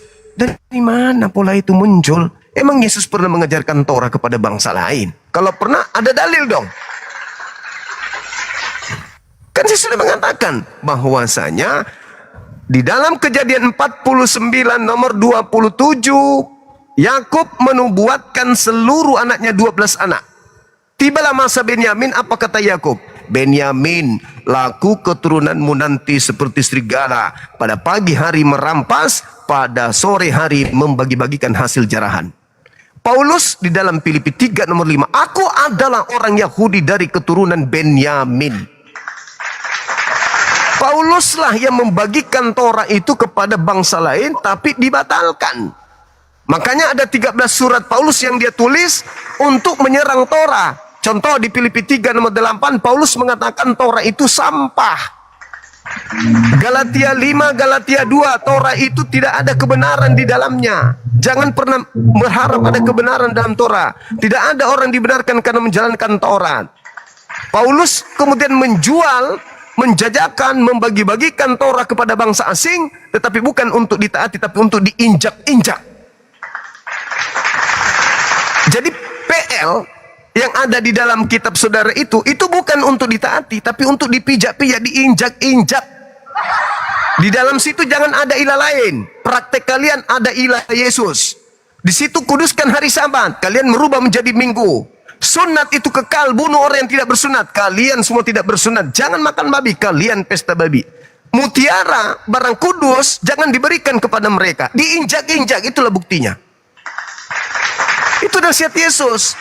Jadi kalau Taurat ini ternyata hanya untuk Bani Israel, bukan untuk bangsa di luar Israel, Kristen kudu wajib mengetahui bahwa Kristen itu tidak pernah diajarkan oleh para nabi. Bahkan Tuhan langit dan bumi tidak pernah mengajarkan agama Kristen, Katolik, Protestan, Advent, Pantekosta dan seluruh sekte yang ada, termasuk Advent. Itu nggak ada itu. Makanya pola agar kalian sadar bahwa agama kalian itu agama yang tidak memiliki legalitas. Maka Anda harus tahu, apakah PL ini ada hubungannya dengan kekristenan? Diwahyukan untuk Kristen juga, Katolik juga? Ternyata nggak ada.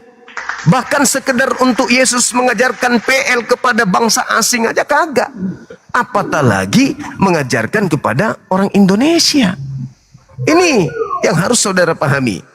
Jadi perjanjian lama yang ada di kitab saudara itu sebenarnya adalah perjanjian baru untuk yang punya kitab. Yeremia 31 nomor 31 sampai 33, aku Tuhan akan mengadakan perjanjian baru dengan Bani Israel dan Bani Yehuda. Apa perjanjian barunya? Aku akan memasukkan Torah ke dalam batin setiap mereka. Itu perjanjian baru. Tapi meja Kristen menganggap itu adalah perjanjian lama. Kenapa? Karena memang Yesus sudah mengatakan, jangan pernah kau berikan mutiara kepada guguk, karena hanya akan dilemparkan dan dipijak-pijak saja. Itu fakta. Masih mending Islam, Torah itu didudukkan pada poinnya, itu adalah aturan Tuhan bagi kaum Bani Israel.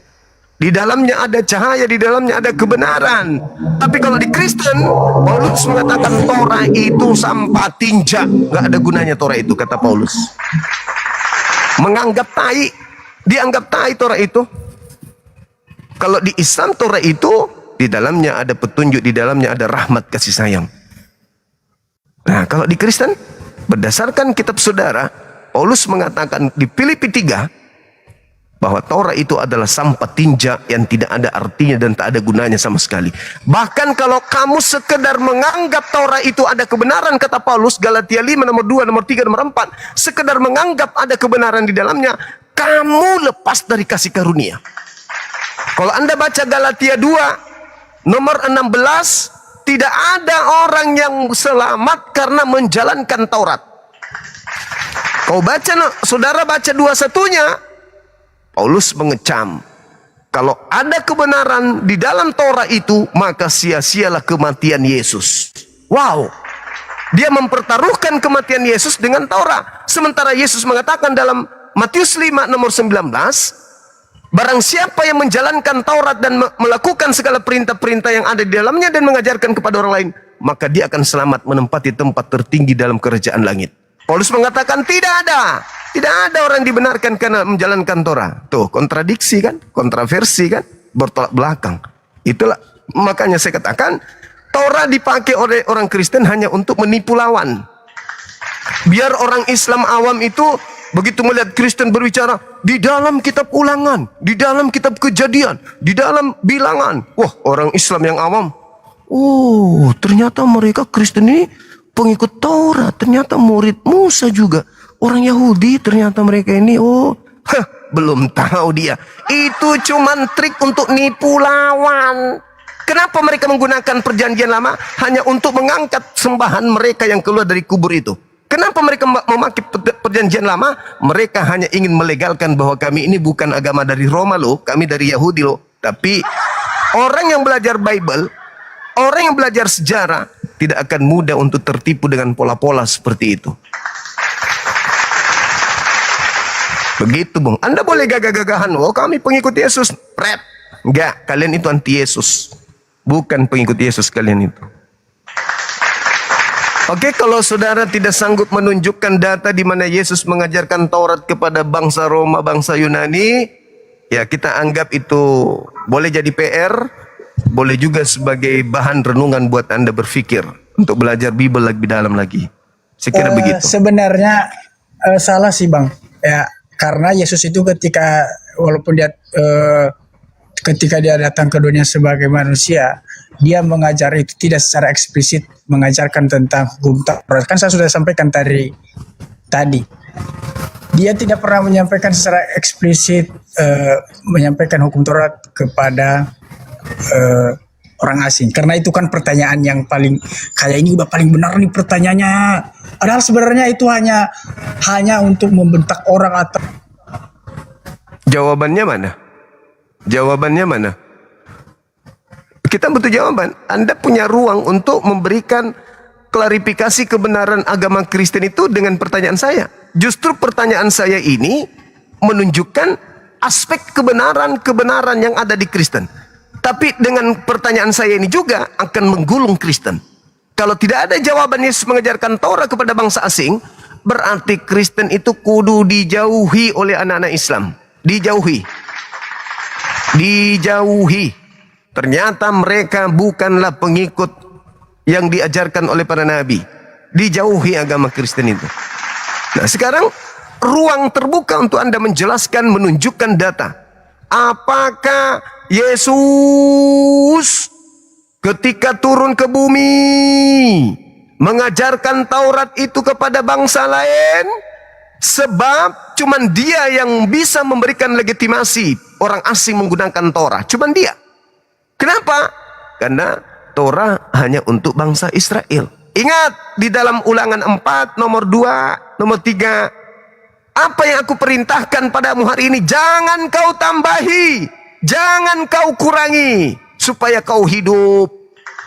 Begitu masuk di Kristen, ada disebut Roma, Galatia, Filipi, Efesus, Lukas, Markus. Penambahan-penambahan yang sudah masuk ke dalam kitabnya Yahudi. Siapa yang mau masukkan ini? Dan itu sudah dinubuatkan juga tuh sama Petrus dalam 2 Petrus 2. Sebagaimana dahulu di tengah-tengah umat Tuhan muncul nabi-nabi palsu, demikian juga sekarang muncul pengajar-pengajar sesat yang memasukkan pengajaran-pengajaran yang membinasakan. Pertanyaannya, siapa yang memasukkan di dalam kitab Torah dengan surat-surat baru, perintah-perintah baru, buku-buku baru, semisal Lukas, Markus, Matius? Siapa yang memasukkan ke dalam itu? Siapa? Siapa yang menggabungkannya dengan kitab Tanakh? Kristen kan? Nah, itulah yang disebut penyesat-penyesat yang membinasakan. Memasukkan kitab baru, mencampur adukannya dengan kitabnya orang Yahudi. Gitu saudara. Pahamilah itu. takut banget. Enggak, dengar. Oke, saya sudah bilang tadi ya. Makanya ini kenapa makin jauh abang mengutip semua ayat firman Tuhan dan segala macam. Berkebanyakan bang. Kalau abang tadi bilang begini, kenapa ada Korintus, Filipus segala macam. Makanya pahami dulu, itu kan ajaran bagaimana ketika sudah ada orang Kristen, bagaimana tetap hidup di dalam Tuhan. Namanya kan ada surat untuk jemaat-jemaat ini. Dan itu berlaku untuk saat ini. Kenapa? Karena orang Kristen itu tetap menghadapi permasalahan yang sama. Oke, kita kembali ke masalah. Jadi maksudnya jangan terlalu apa ya, hiperbola lah cara ngomongnya. Kayak saya sudah bilang tadi, saya ini bukan orang awam Bung, kalau cuma mau curhat, ini saya masih kasih kesempatan nih. Tolong tunjukkan data di mana Yesus mengajarkan Taurat itu ke bangsa asing. Sampai ada di kitab saudara, kau campurkan dengan surat-surat kepompong yang ada di dalamnya. Lukas bukan firman Allah, bukan firman Tuhannya Yahudi. Markus kitab itu bukan firman kitabnya Tuhannya Yahudi. Matius bukan kitab firman Tuhannya Yahudi. Yohanes juga bukan kitab firmannya Yahudi. Apalagi Roma, Galatia, Filipi, itu semua bukan firman Tuhannya Yahudi. Itu tulisan karangan masing-masing yang digabung menjadi sebuah buku dan dikatakan firman Tuhan, gitu loh. Bukan. Saya minta Anda menunjukkan di mana Yesus mengajarkan Taurat itu kepada bangsa asing. Itu aja dari tadi ulang-ulang kan. Tapi Anda curhat.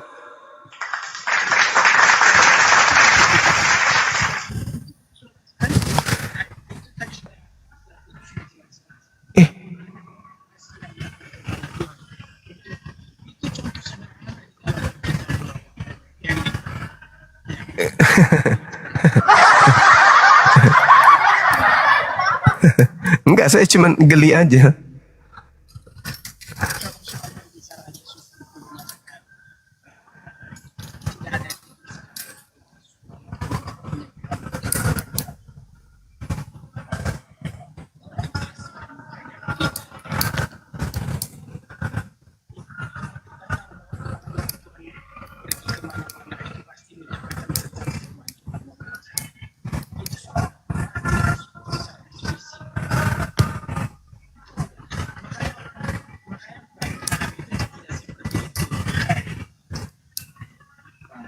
Ya, di mana Yesus mengajarkan Taurat ke bangsa asing?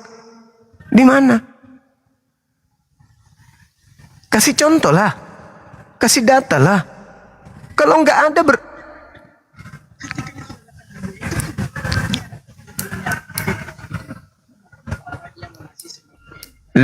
Lah. Kita berbicara Taurat. Taurat itu hanya untuk bangsa lain. Apa? Tidak untuk bangsa lain. Mazmur 147, 19-20. Hukum-hukumku yang datang kepada Yakub, aturan-aturanku yang kuberikan kepada Israel, tidak aku kepada bangsa Israel, tidak aku berlakukan kepada bangsa lain, tidak aku berikan kepada bangsa lain. Begitu juga ketika diterangkan di dalam Ulangan 33 nomor 4. Apa yang diterangkan di sana? Taurat ini yang datang kepada Musa adalah hak milik kepunyaan jemaat Yakub, bukan kepada bangsa lain. Aku akan mengadakan perjanjian baru dengan Bani Israel dan Bani Yehuda, yaitu aku memasukkan hukum Taurat ke dalam batin mereka, bukan ke batin orang bangsa lain. Aku diutus hanya kepada domba yang sesat dari Bani Israel. Itu kata Yesus. Dan Yesus berpesan kepada ke-12 murid dengan ke bangsa lain juga. Itu pesan Yesus juga. Lalu Kristen ini muncul dari Paulus, bukan dari Yesus. Makanya saya mengatakan, di mana Yesus pernah mengajarkan Taurat ini kepada bangsa lain, sehingga orang Roma, orang Yunani datang kemudian ke Indonesia melalui kerajaan Belanda, membawa buku-buku terjemahan dari kitabnya Yahudi tanpa legalitas. Cuma ngambil doang terjemahan kitabnya orang. Ketika ditanya, ini kitab ini kenapa ada samamu?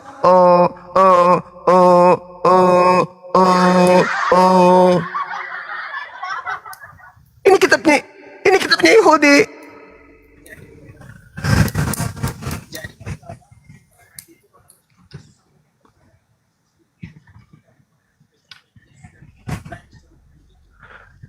Bukan itu.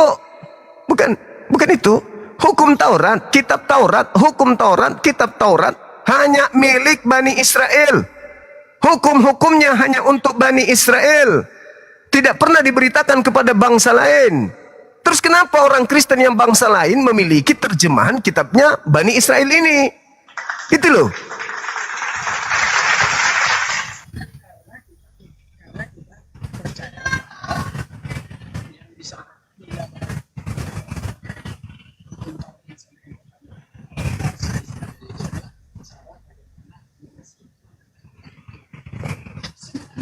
Loh, kalau Anda takut akan Tuhan, hukum Taurat mengatakan jangan ada ilah lain di hadapanku. Hukum Taurat mengatakan bunuhlah orang yang tidak bersunat, bunuhlah orang yang mengajakmu menyembah kepada ilah lain selain aku. Bunuhlah orang yang melanggar kekudusan hari Sabat, hari Sabtu. Itu kalau Anda kemudian taat kepada Tuhannya Yahudi, Anda tidak mungkin menjadi Kristen. Karena Kristen adalah agama yang menentang Tuhannya Yahudi. Itulah agama Kristen. Begitu, Bung. Jadi kalau Anda tidak sanggup, ya boleh menyerahkan kemudian hal ini kepada senior Anda di gereja, suruh datang sini. Ya, silakan.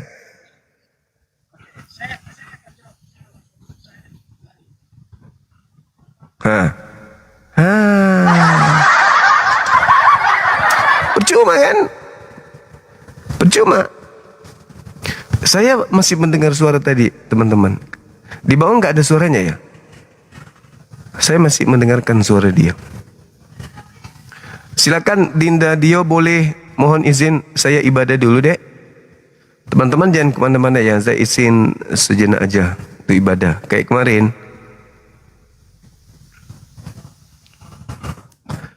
Halo, Assalamualaikum. Ya, waalaikumsalam kan tadi. Iya, Dek, saya izin dulu ibadah sebentar. Teman-teman di bawah. Jangan pakai bahasa roh kan dah. Tadi saya masih mendengarkan beliau bicara. Siap.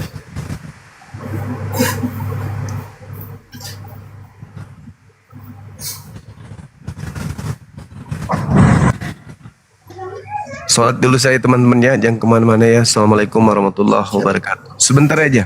Silakan. Waalaikumsalam.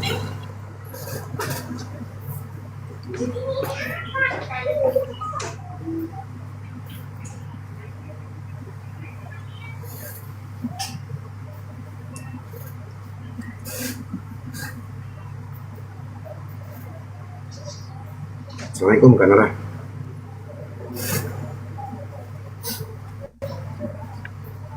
Nah, pada si OC tanah ini udah KO pun.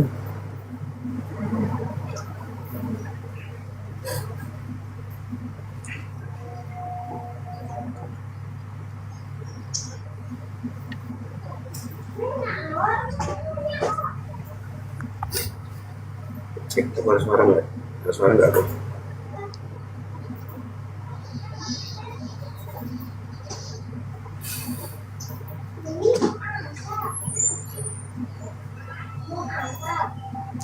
Cek. Ini dia, aku nggak bisa naikin ntar.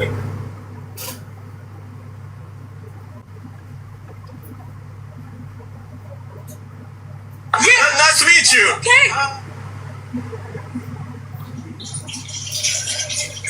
Selamat sore Bang. Iya Bang, selamat sore. Sore Nora.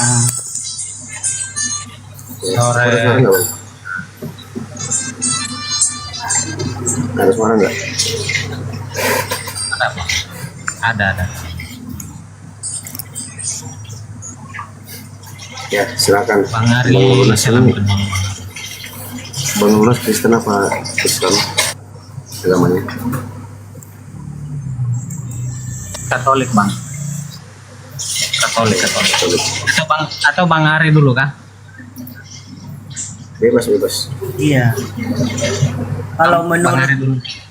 iya, kalau menurut Pak Dio Torah itu apa ya? Kalau menurut Pak Dio. Assalamualaikum, maju dulu Bang Dio. Saya lagi di jalan, lagi nyampe. Lanjut. Oke. Selamat sore Nora.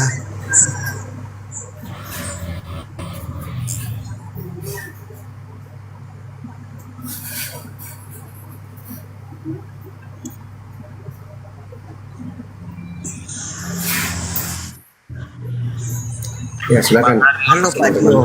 Pak Dio. Pak Dio, kalau menurut Pak Dio Torah itu apa ya? Torah yang dimaksud Torah itu apa ya? Taurat itu syariat untuk Nabi Musa alaihissalam.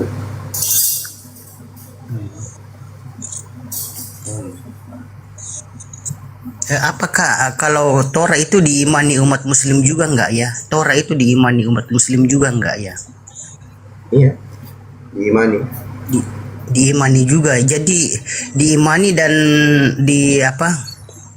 diimani ya. Apakah Diimani Torah itu hanya sebagai- sekedar sebagai kitab yang diturunkan oleh Allah kepada Nabi Musa alaihissalam. Oh gitu ya. Ya. Oh. Tapi kenapa di Torah kan Torah kan itu kan tidak ada nama di dalam, tidak ada nama Allah di dalam, kok bisa ada di apa ya? Kalau di Torah kan adanya nama Hasem Adonai, nggak ada nama Allah. Itu pendapat Pak Dio itu gimana? Dalam Torah asli ada nama Allah. Dikabarkan dalam Al-Quran. Allah berfirman kepada Nabi Musa alaihissalam, Innani ana Allah. Sesungguhnya aku adalah Allah.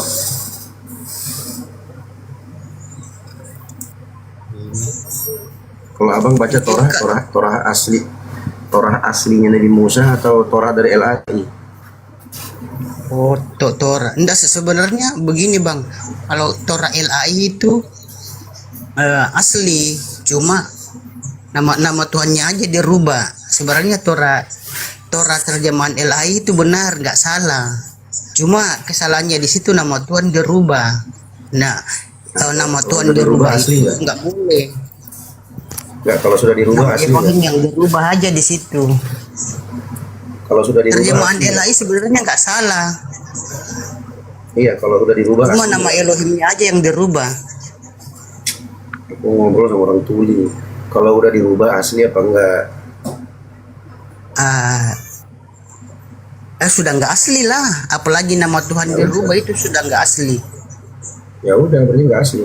Aslinya mana? Ya aslinya kan yang pakai nama Tuhan yang benar, Nama Tuhan yang benar siapa? Yahweh, Elohim Yahweh. Nah, di mana tertulis nama Tuhan itu Yahweh? Ya di kitab Tanak, di kitab Berkadasa ada. Coba. Siap. Abang pernah lihat tanah asli? Pernah kok. Di mana tanah asli? Ya. Aku cuma enggak, soalnya aku kalau di Indonesia sih belum ada dijual. Aku kalau mau beli kan harus dipesan dulu di luar. Open cam kau Ari, kalau tidak aku turunkan kau. Jangan gitu Mbak Nora. Begini.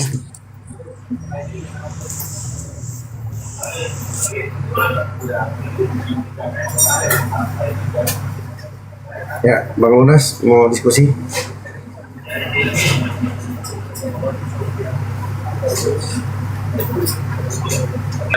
Suara kecil ya? Boleh. Silakan. Ada suara kan?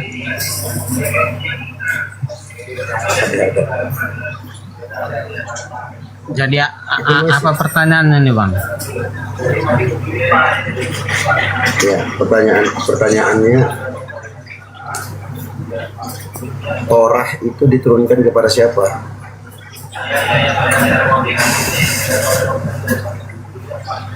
Orang Yahudi Bang. Orang Yahudi. Orang Yahudi. Yahudi Berlaku ya. nggak untuk Kristen? Nah, Torah itu berlaku nggak untuk Kristen? tidak Tidak berlaku. berlaku. Sudah selesai. Habis kan? Selesai. Iya, emang itu tidak berlaku, Bang. Jadi Torah itu pun kan turun dia tidak satu kali, Bang. Itu karena melihat ada kisah-kisahnya kan pada zaman itu. Oh, ada masalah yang dihadapi bangsa Israel lah, turunlah peraturan itu. Gitu. Jadi berapa kali turun itu wahyu itu, aturan itu kan. Jadi itu untuk khusus orang Israel saja, Yahudi saja, Bang. Ya. Yesus itu praktisi Torah atau bukan? Kenapa? Yesus itu praktisi Torah atau Kenapa, Bang? bukan? Yesus praktisi Torah atau bukan?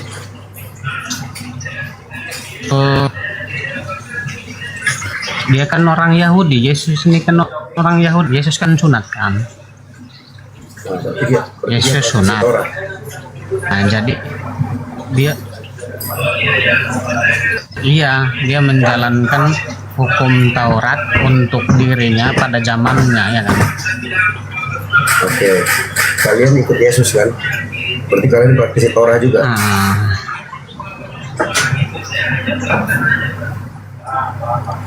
Bukanlah, kan kita bukan orang Yahudi, Bang. Lah, Yesus orang Yahudi. Iya, urusan Yesus lah, itu orang Yahudi. Makanya dia ikut, makanya dia sunat. Urusan Yesus. Iya kan, makanya dia tidak makan babi. Makanya dia tidak makan babi. Jadi kalian nggak ikut Yesus. Iya. Nah, ikut Yesus. Yesus pada zamannya ikut kan? Ikut Yesus. Jadi begini kan? Pada zamannya Yesus. Kenapa? Bukan. Suaranya bang, kayak ada orang kamar mandi, kayak di kamar mandi apa gitu. Oh, dia yang berisik, bukan aku. Nah, coba naikkan satu orang lagi, Bang. Kan saya sebentar lagi. Oke. Kan orang Coba naikin, orang kan orang. Sebentar lagi. Aku nggak bisa naikin, kalau di atas nggak bisa naikin. Bang, dia suara kurang jelas. Iya, kurang dengar ya. Aku udah pakai HP baru. Cek, ini kedengaran nggak? Cek 1 2. Kedengaran nggak?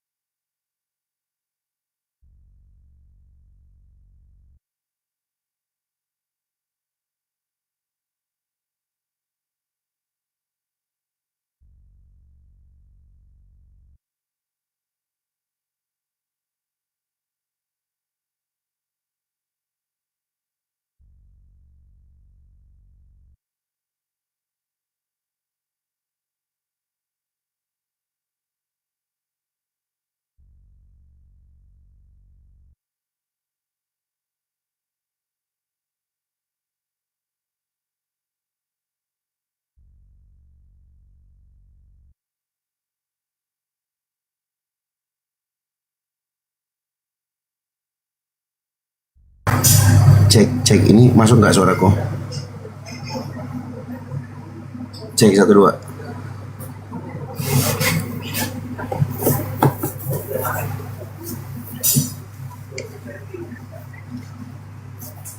Masuk ya? Oke. Ya, silakan Hari. Iya. Bukalah bajumu, bukalah open kameramu.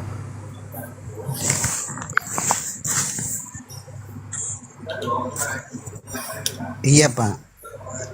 Ih, kenapa muka begitu?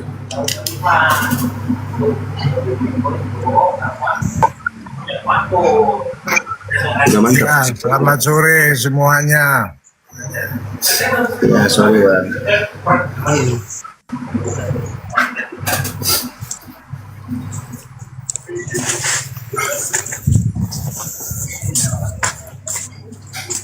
Bang Iwan ini Kristen apa Islam? Kristen. Oke, abang mau diskusi. Diskusi apa? Bang Iwan juga dong. Gimana? Abang Gimana? mau diskusi. Ya. Kenapa? Ada judulnya Bang. Itu ada judulnya di atas. Oh, kitab Spanyol ya. Al-Maidah 68. Tidak menuruti Pak Iwan Taurat buka dan kamera dong, Pak Iwan. Pak Iwan buka kamera dulu. ya. Kan diskusi kan data. Kau buka kameramu Iwan. Kalau nggak kau buka, kan kau. Aduh, penakut. Buka room tapi diskusi takut. Nora. Nora. Sunggokong Nora, sunggokong. Kau diskusi aja kau Ari. Jangan kau banyak cerita kau turunkan juga kau. Ya, aku kan udah buka kamera nih. Iyalah, makin tua aja Ari ya. Belum apa?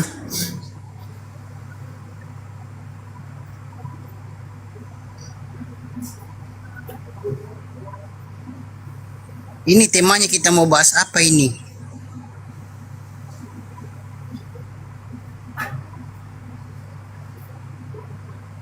Begini, Pak Dio, mana Pak Dio nih, nggak buka kamera ini. Iya. Ya, gimana? Pak Dio, kalau itu yang naik tadi Pak siapa ya? Pak Lunas ya, Pak siapa namanya? Kalau dia bilang tadi itu Torah itu hanya khusus untuk orang Israel, itu salah. Kisah Nabi Musa kan, kisah Nabi Nuh, Nabi Musa kan itu tertulis di kitab Torah. Jadi kalau dibilang kitab Torah itu khusus untuk orang Israel, itu keliru, itu salah, itu nggak benar. Jadi kitab Torah itu untuk semua umat Kristen di dunia, semua bangsa, diimani oleh seluruh umat Kristen di seluruh dunia, itu Torah.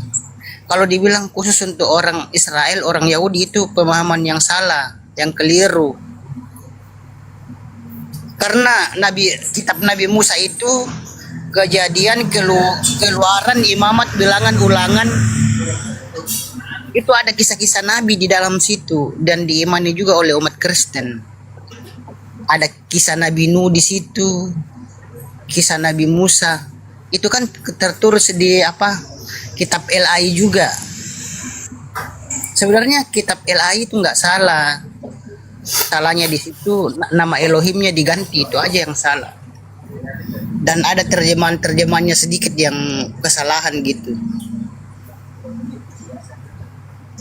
Ya, kalau salah terjemahannya salah lah. Iya. Kan benar. Iya, tapi dibilang, kalau dibilang 100% kesalahan itu tidak. Tapi kesalahan fatalnya itu nama Elohim diganti. Nama Yahweh diganti dengan Allah. Soalnya Pak, kalau kami di Kristen itu Yahweh dan Allah itu dua pribadi yang berbeda, bukan pribadi yang sama. Seandainya pribadi yang Yahweh dan Allah itu pribadi yang sama, maka tidak jadi masalah.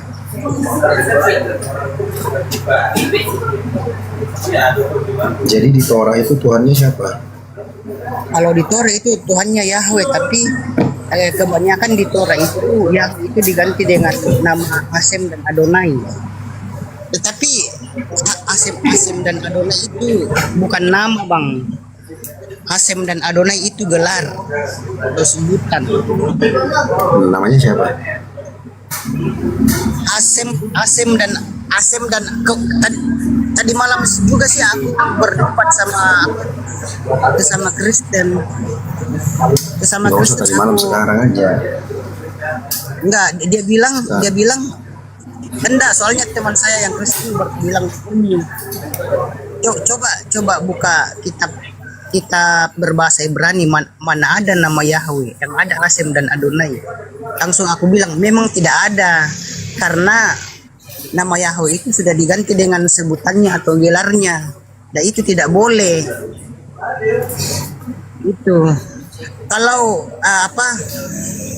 kalau masih dalam diskusi atau diskusi kayak begini, dia masih bisa nyebut sebutannya, tetapi kalau dalam doa dan puji-pujian lah harus sebut nama Yahweh lah, karena kita harus disuruh menyebutnya dalam doa dan puji-pujian, karena sang pencipta itu, Elohim itu memberikan namanya itu untuk disebut, bukan untuk cuma dilihat-lihat aja, cuma dilototin saja. Masa Elohim memberikan namanya kepada kita baru cuma untuk ditulis dan dilototin aja, kan nggak begitu juga, nggak begitu juga. Masa nama cuma dilihat-lihat aja dilototin nggak boleh disebut, itu kan nggak boleh, itu kan kekeliruan namanya itu. Orang tua kita aja memberikan kita nama kan untuk disebut, bukan cuma dilihat-lihat aja atau ditulis gitu. Jadi banyak orang Kristen yang bilang enggak ada nama Yahweh. Memang tidak ada, tapi diganti dengan sebutannya yaitu Hasem dan Adonai. Padahal Hasem dan Adonai itu gelar atau jabatan, bukan nama diri. Jadi banyak yang debater yang tidak membedakan antara nama diri, sebutan, apalagi bahasa. Jadi sebenarnya kalau kita mau diskusi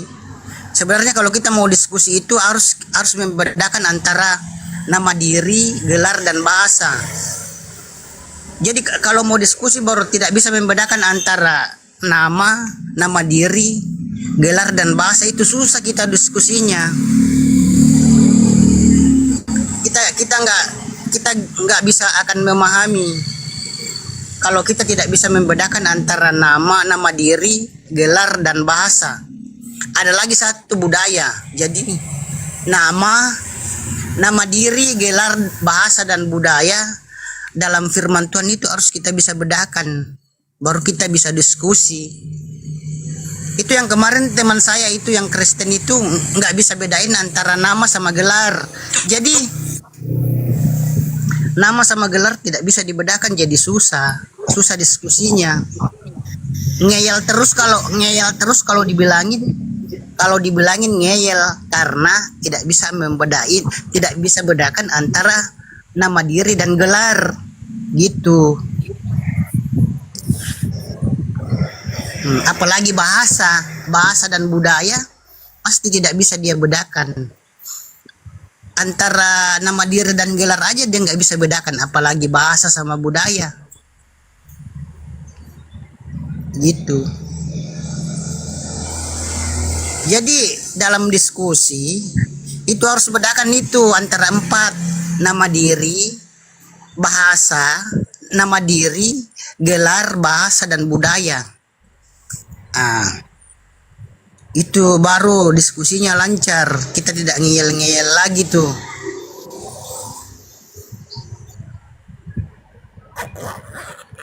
Bagaimana Pak Dio? Ya, aku coba menjelaskan aja ini. Kamu itu debat apa, Pak? Enggak, aku cuma cerita teman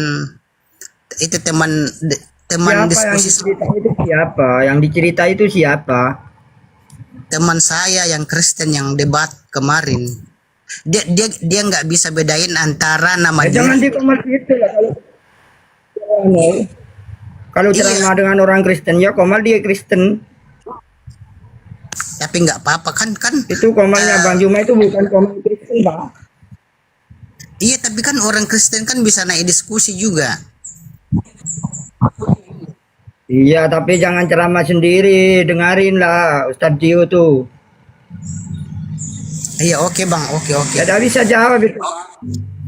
Kamu cerita sendiri. Enggak, aku Tanya gitu loh, biar ngerti. Aku nggak cerita, aku cuma jelasin aja. Wah, jelasin sama siapa, Pak?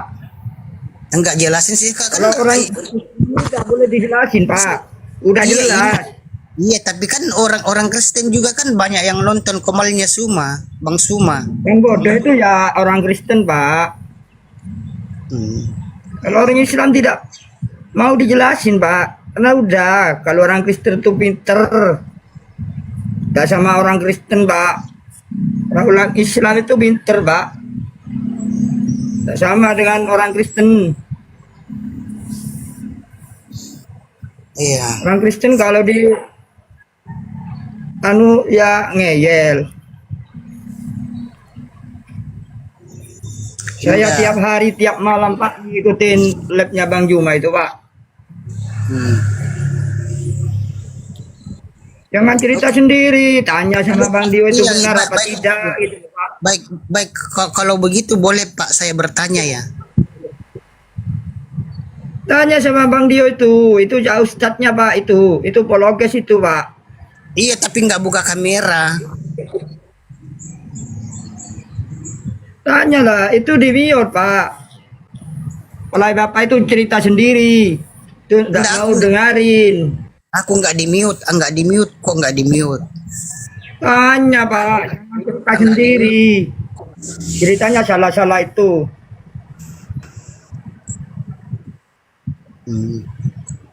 Emang suara saya nggak Pak Sakit Tidak nggak ada dengar? manusia itu jadi Tuhan nggak ada.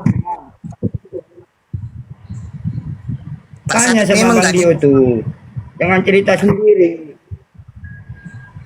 Pak Sapit emang nggak dengar suara saya sekarang. Udah dengar, saya dengar. Mulai tadi saya dengar, mulai Panjuma pertama saya udah ngikutin terus. Tapi sebenarnya aku sih mau bertanya, tapi bertanya sama siapa ini?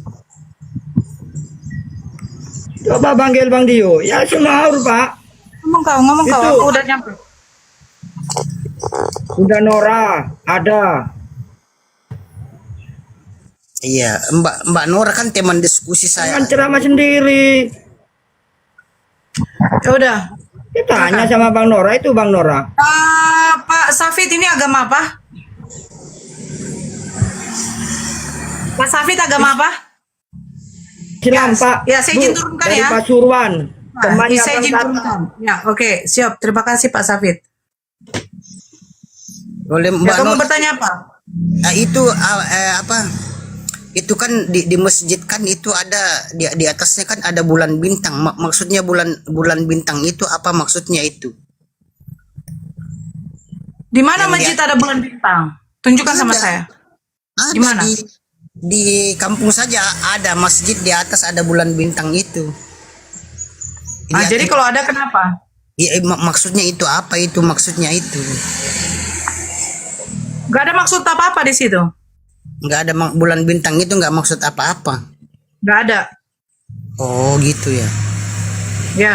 Sekarang saya tanya sama kamu. Salib itu maksudnya apa? Ya? Salib itu maksudnya apa? Oh salib itu kalau salib itu ada yang meyakini lambang iman tapi sebenarnya itu bukan lambang iman. Oke, ini tema kita. Tema kita kitab Spanyol, Torah. Kitab Spanyol. Ya, Spanyol Isi- artinya separuh nyolong. Kalian punya kitab mana? Oh, ini kitab Torah kan kitabnya apa? Kitabnya orang Yahudi. Ya, kamu orang Yahudi. Ya, kita memang bukan orang Yahudi tapi kita Terus itu kenapa? Kalau bukan orang Yahudi, kenapa kitab Torah ada sama kalian? kita kan bangsa goyim, Mbak. Bangsa goyim itu apa goyim? Kau sejak kapan dari goyim kau? Kau manusia, nyembah manusia kau. Sejak kapan ada goyim sama kau? Aduh, Nora. Goyim itu artinya apa? Goyim itu artinya bangsa selain bangsa Israel, orang-orang di luar. Beko. Siapa sejak kapan Orang- goyim artinya bangsa Israel? Sejak kapan goyim artinya bangsa Israel? Mana ada goyim artinya bangsa Israel? Ngawur kamu. Ini Nora, orang-orang di luar bangsa Israel gitu. orang-orang Sejak di luar kapan bangsa goim? Yahudi. Sejak kapan goim itu? Iya, itu istilahnya namanya goyim. Emang orang belum nggak pernah bahas sama Mikana tuh. Itu kan Mikana sering bahas itu goyim, bangsa goyim. Itu bangsa goyim atau orang-orang goyim itu orang-orang di luar orang Yahudi. Tetapi Nah, kaulah itu kan? ya iya. Nah, sementara kitab Taurat itu hanya untuk orang Yahudi. Tidak, untuk semua bangsa. Memang Mana tertulis untuk semua bangsa? begini. Dengar dulu ceritanya, Bang. Memang dulu pertamanya Gak usah kau banyak cerita. Kau tunjukkan kalau Taurat itu hanya untuk semua bangsa itu di mana? Itu jadikanlah semua bangsa muridku dan baptislah mereka dalam nama Bapa, Putra dan Roh Tidak Kudus. ada baptislah dalam nama Bapa, Putra, Roh Kudus, berarti kau Tritunggal. Kaulah itu Mesianik, tiba-tiba ke Tritunggal. Begini Mbak Nora, semua bangsa, semua bangsa ayatnya banyak, bukan cuma satu ayat. Di mana dikatakan itu semua bangsa-bangsa? Jangan kau bilang semua bangsa. Kalau semua bangsa, ya iyalah 12 suku bangsa. Iya. Bani Israel. Maksudnya jadikanlah semua bangsa muridku, semua bangsa muridku. Jadi semua bangsa itu berarti seluruh dunia. Di mana semua bangsa seluruh dunia? Bangsa Indonesia bukan berarti bangsa Portugal. Kecuali semua bangsa-bangsa. Bangsa-bangsa itu merujuk lebih dari satu bangsa. Indonesia cuma bangsa Indonesia. Kalau semua bangsa itu kan seluruh. Turun kau. Mau aku. Gak usah kau banyak cerita kau. Semua bangsa-bangsa dengan semua bangsa berbeda. Kau belajar bahasa Indonesia apa tidak? Bangsa itu merujuk kepada satu bangsa. Bangsa Indonesia, bangsa Amerika. Tapi kalau semua bangsa-bangsa melebihi dari satu bangsa. Bangsa Yahudi, bangsa bangsa mana lagi? Bangsa Romawi, bangsa Portugal. Kalau ada Portugal pada zaman itu mungkin. Bangsa Arab. Ini semua bangsa merujuk kepada satu. Sudah dikatakan, kitab Torah itu hanya kepunyaan Bani Yakub. Bahkan nenek moyang dari Bani Yakub saja tidak ditetapkan hukum Taurat. Hukum Taurat itu hanya kepada Bani Yakub. Selesai, kau goim kau bilang. Kau di luar dari Bani Israel. Pula kau mengaku-ngaku kau sebagai Bani Israel kau. Makan babi saja diharamkan, kau makan juga. Bersunat, kau tidak bersunat. Terus kau mengatakan kalau kau dari Bani Israel juga. Apa kau ini? Saya tidak takut sama Ari. Ngapain takut sama manusia yang menyembah manusia? Manusianya aja mati. Tuhannya. Halo anak jalanan. Halo, selamat sore. Selamat sore Bang. Bisa open cam kita di sini diskusi. Oke. Ya. Dari agama apa Bang? Dari Katolik. Dari Katolik. Oke, ini temanya kitab Spanyol, Sparonyolong, Torah. Yang dimana Torah itu hanya kepunyaan dari Bani Yakub. Bahkan nenek moyangnya Yakub saja tidak ditetapkan untuk mengikuti hukum Torah. Silakan, kenapa bisa ada di Kristen? Sementara Kristen ini dari Bani mana? Orang Kristen ini kan pengikut Kristus. Kristus itu siapa? Kristus itu Yesus. Yesus itu dari Bani mana? Yesus itu dia hidup pada abad pertama. Dari Bani mana dia? Dari suku mana? Dia dari suku Lewi. Aduh, nggak ada pula paku sini. Dia dari Bani Israel bukan? Dia dari Bani Israel. Terus, problemnya dia apa? pelaku hukum Taurat. Problemnya apa? Problemnya apa? Problemnya begini, dia pelaku hukum Taurat. Dia pakai hukum Taurat. Yesus melakukan hukum Taurat. Dia Kristen melakukan. Kristen melakukan. Kristen dia melakukan hukum Taurat, tapi Taurat di hati, bukan Taurat yang hanya abal-abal. Ya. Coba, Bunda coba dengar, sebutkan sebutkan Bunda satu dengar. saja. Bunda Sabar, dengar dulu, sebutkan. Bunda dengar. Sabar dulu, Bunda dengar. sabar dulu, sabar. Anda Bunda mengatakan dengar. Taurat di hati, sebutkan. Sebutkan satu Dengar. hukum Taurat bunyinya yang di hati itu bagaimana? Hormatilah orang tuamu. Itu hukum Taurat kepada Nabi Musa.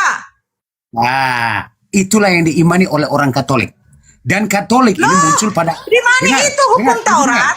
Hanya kepunyaan Bani Yakub. Kamu Bani Yakub nggak? Katolik ini benar. Kamu Bunda silsilah dengar. Bani Yakub dari mana? Bunda muncul abad keberapa?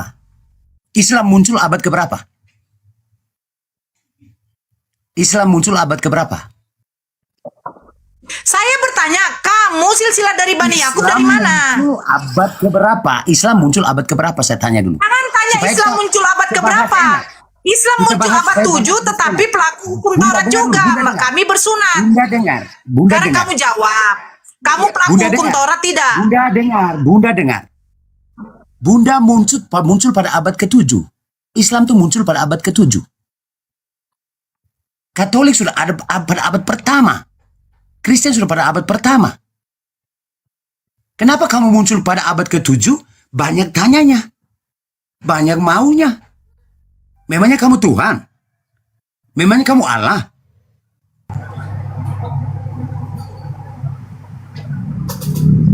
Muncul abad berapa dulu? Supaya orang jangan cacat teologi berpikir. Jangan cacat berpikir dalam beriman. Supaya jangan terjadi kebencian.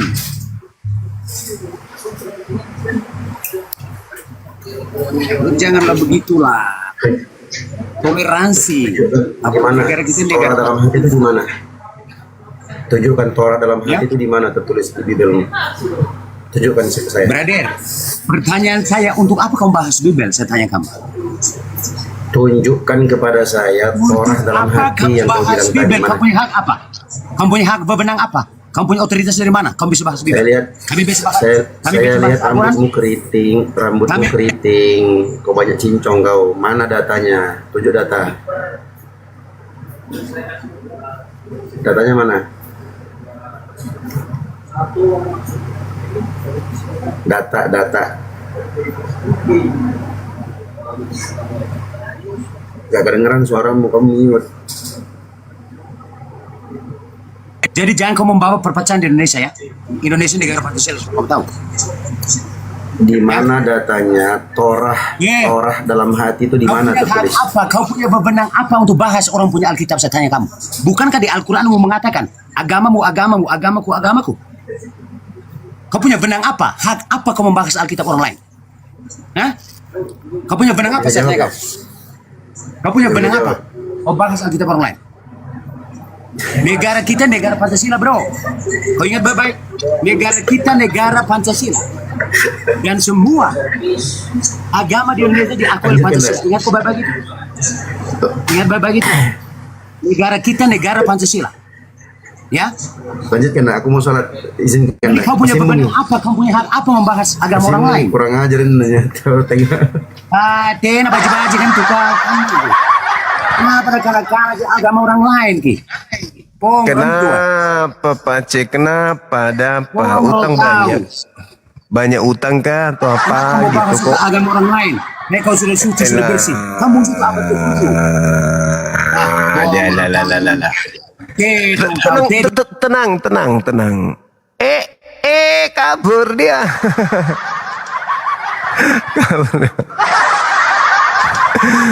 Aduh, baru juga saya mau sunat matanya. Takut dia teman-teman. Seseram apakah aku?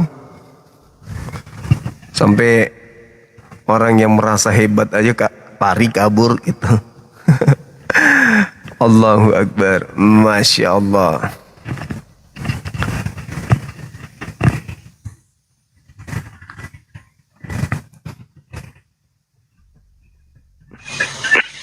Halo, Assalamualaikum.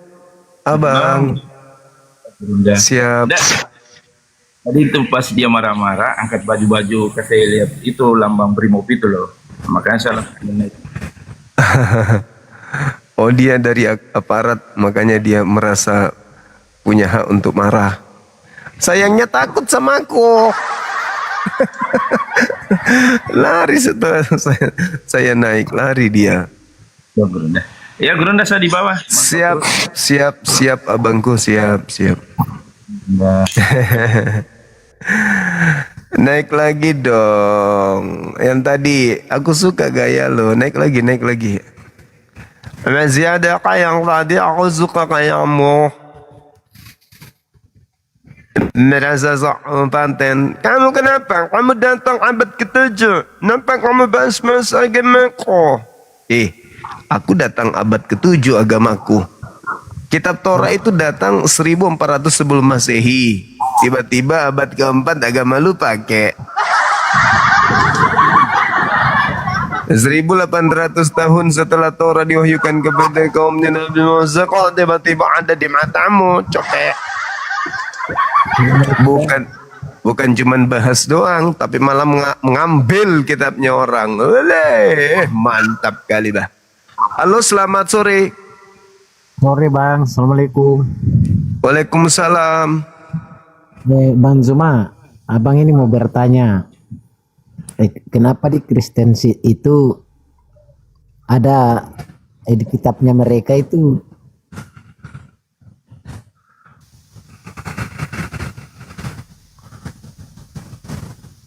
yang Muslim tahan dulu di bawah ya Bang ya, tahan di bawah dulu. Kita naikkan dulu saudara-saudara kita yang non-Muslim.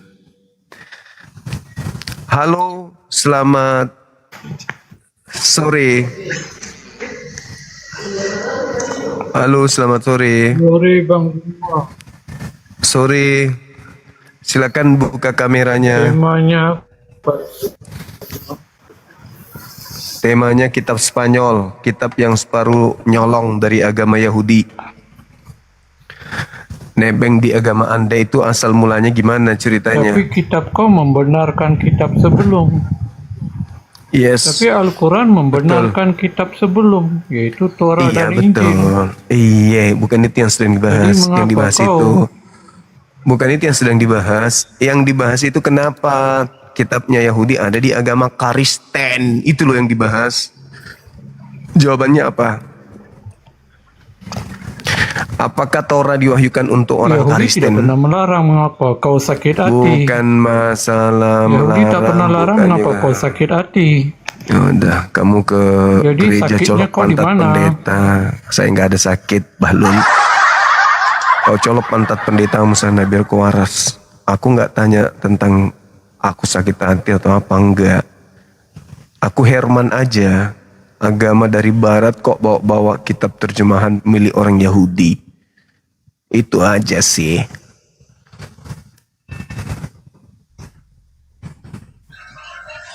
Halo, selamat sore. Halo. Halo, selamat sore. Semangat sore. Halo. Halo. Oh, kodong. Oi, kodong. Ses saja ke. Teman-teman non-muslim silakan ajukan permintaan. Yang muslim harap bersabar dulu di bawah. Kalau tidak tahan untuk tidak naik silakan masak aja dulu. Halo, selamat sore. Non-muslim silakan ajukan permintaan.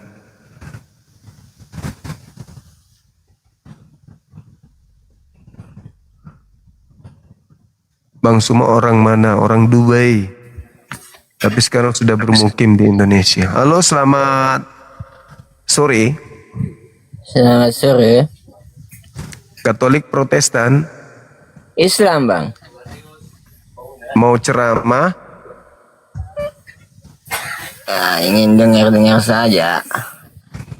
Oh, begitu ya.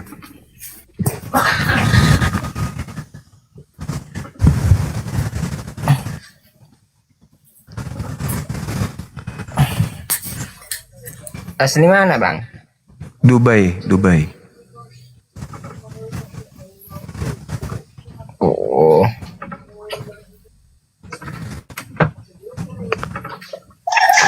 Halo, selamat sore. Waalaikumsalam.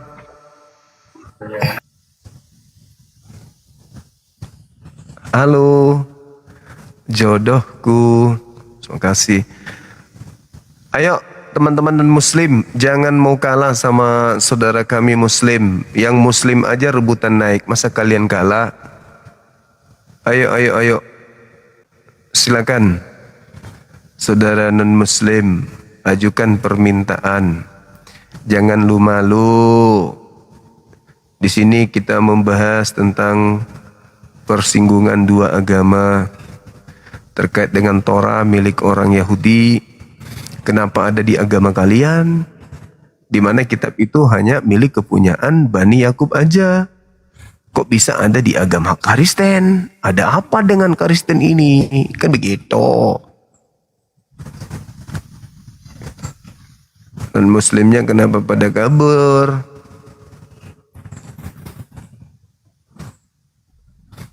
Waalaikumsalam warahmatullahi wabarakatuh. Halo, selamat sore. Halo. Sore juga. Sore. Dari agama Katolik Protestan? Saya Bang Kristus. Kau dari Sunni apa Syiah? Kenapa emosi, Bos? Santai aja. Ya, saya tanya kau Sunni apa? Iya, saya Sunni. Anda? Anda Protestan atau Protestan atau Katolik abang ini? Kenapa ada Sunni dan Syiah? Coba jelaskan dulu dong. Buka kamera, kita diskusi, Bos. Bilang Protestan, kenapa ada Sunni? Kenapa Kalau ada Sunni dan Syiah, kalau Bos? Katolik itu kan menyembah ibunya Yesus juga, Bang. Kalau Protestan memprotes itu kenapa ada Sunni dan gitu. Syiah? Pertanyaanmu Kenapa ada tidak Sunni dan masuk. Syiah? Kan Islam juga.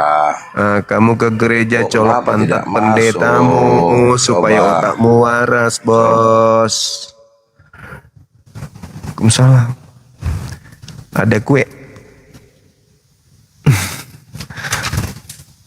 Apa ada cemilan di dapur?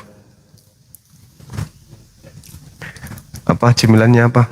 Sendal jepit goreng. Taruh aja situ, nak. Tunggu dulu. Thank you. Siapa tak ada cemilan tak? Oke, teman-teman. Jangan emosian dong.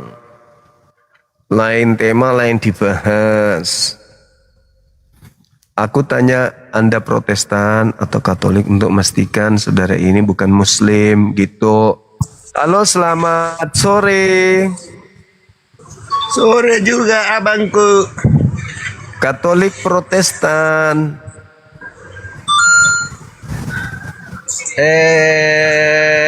Katolik. Boleh buka kamera, silakan. Enggak, aku pengen aja lihat abangku minum air. Buka kamera, Bang, silakan. Tidak apa-apa kok, silakan. Enggak, belum bisa buka kameraku. Ini sudah bisa. Tuh, udah aku kirim, tinggal diterima. Di mana abang ini? Di Jayapura. Oh, iya. Jadi nggak bisa buka kamera? Nggak bisa, Bang. Nggak bisa kita diskusi kalau begitu, abangku yang ganteng.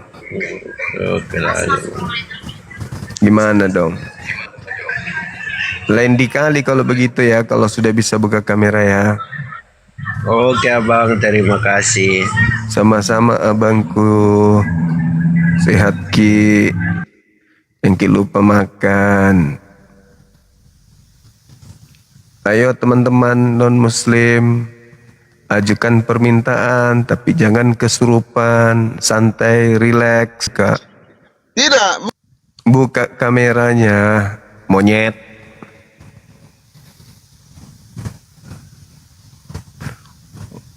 Orang cuma diajak buka kamera aja banyak kali kau cincongmu. Buka kamera aja kalau kamu itu bisa diskusi, gitu aja kok repot.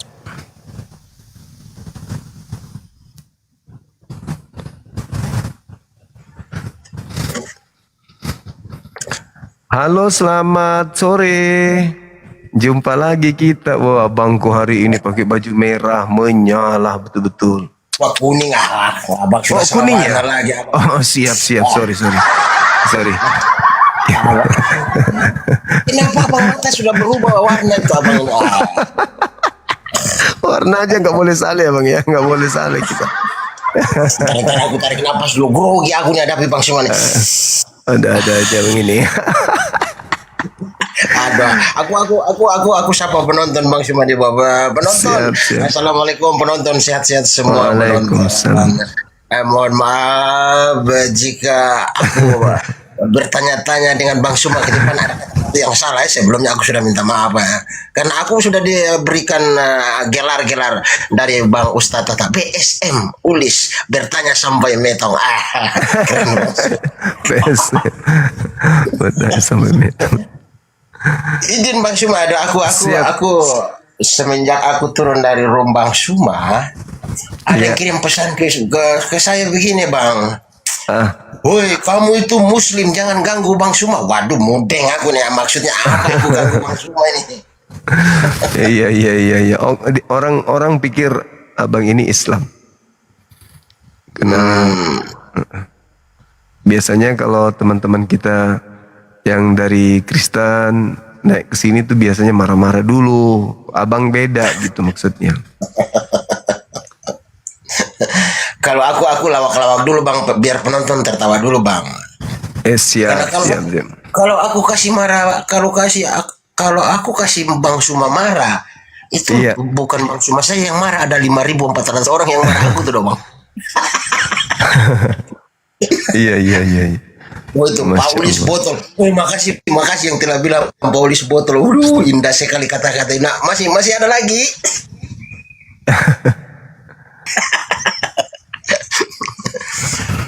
Oke Bang, aku sampai bertanya dalam hati untuk menjadi seorang public speaking itu memang hal yang sangat sulit juga ya Bang Suma ya. Kita dicaci maki, kita dihina, dihujat. Tapi itulah indahnya ya Bang Suma ya, untuk membuat kita menjadi mental semakin kuat seperti itu. Iya betul Bang, betul. Bang Suma, aku tanggapi tema dulu ya biar kita lebih santai. Aku sangat respect dengan tema Bang Suma apa? Kitab Spanyol separuh nyolong Taurat. Iya.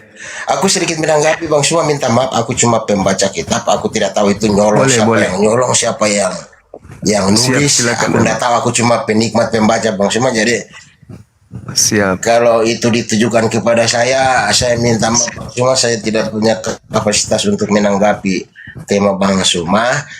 Saya cuma ingin mengatakan bahwa aku cuma pembaca saja, aku tidak tahu juga dari mana mereka nyolongnya. Aku tidak tahu juga. Seperti itu Bang Suma. Mungkin teman aku yang di bawah masih sapa dulu Bang Suma atau gimana? Iya. Kalau tidak aku mau langsung bertanya aja deh, kan aku. Iya, Cengcu. Apa kabar? Dari mana ini? Katolik Protestan? Dari Protestan. Atau dari tadi saya bilang, kan kita dalam rumah, bisa kami minta tolong buka maskernya dulu supaya kita lancar bicara, jangan kandas-kandas karena telingaku ini kurang pendengaran. Begini style saya memang kalau lagi live pakai masker. Tidak masuk ke saya itu saling menghargai lah, jangan tutup mulut apalah untuk bicara, kan kita dalam ruangan tidak ada debu dan kita hindari pakai masker itu debu. Jadi kalau misalnya kita pakai masker Bang, kita anggap jijik begitu. Enggak, saya minta maaf saudara, aku jawab aja. Masa Anda masuk di tuan rumah, Anda perintahkan tuan rumah, aku sedikit nggak masuk akal aku deh. Kalau bisa Anda masuk di rumah orang, Anda ikuti aturan di rumah orang deh.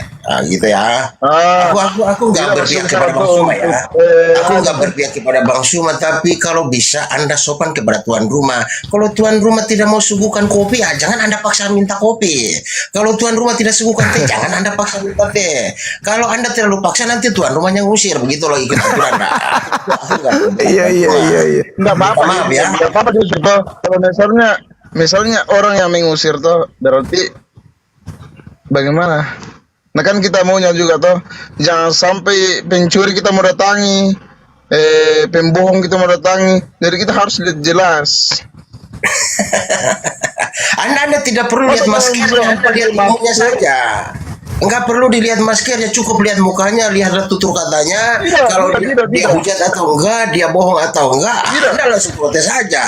Anda tidak perlu suruh dia itu buka masker, aku mau lihat apa untungnya juga. Untuk berbicara kalau misalnya pakai masker begitu ya.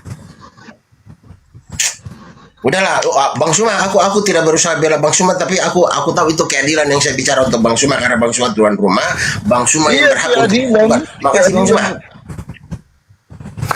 Iya, keadilan, makanya harus buka masker. Bagaimana dia orang mau bicara tutup mulut begini?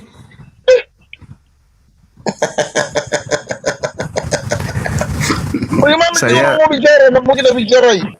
Bagaimana perasaan? Kan suara saya kedengaran toh. Bicara orang baru begini.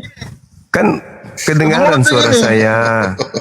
Orang Indonesia tahu kok, orang pakai masker itu udah biasa, udah lumrah itu. Oh, gangguan di telinga berarti. Gangguan di telinga berarti. Iya, gangguan di telinga. Makanya harus masker baru jelas. Sudah, kalau gitu dibawa aja dulu ya. Dibawa aja dulu. Masa kita penderitaan agama. Rapikan aja sendal tamu di bawah. Allahu Akbar. Aku heran juga Bang Suma, aku heran juga. Cuma masalah masker kok diperdebatkan. Memangnya datang mau cari apa? Kalau mau datang mau cari suruh buka masker ya. Kalau aku tenang aja Bang Suma. Minta maaf ya Bang Suma ya. Aku nggak favorit juga orang-orang seperti itu. Sebenarnya apa yang dicari gitu Bang? Iya betul. Kalau aku ya gitu aja. Aku sudah tanggapi tema Bang Suma tadi ya. Aku hanya pembaca. Aku kelahiran tahun 70-an ke atas. Jadi aku cuma membaca. Aku nggak tahu itu nyolongnya gimana. Siapa yang nyolong.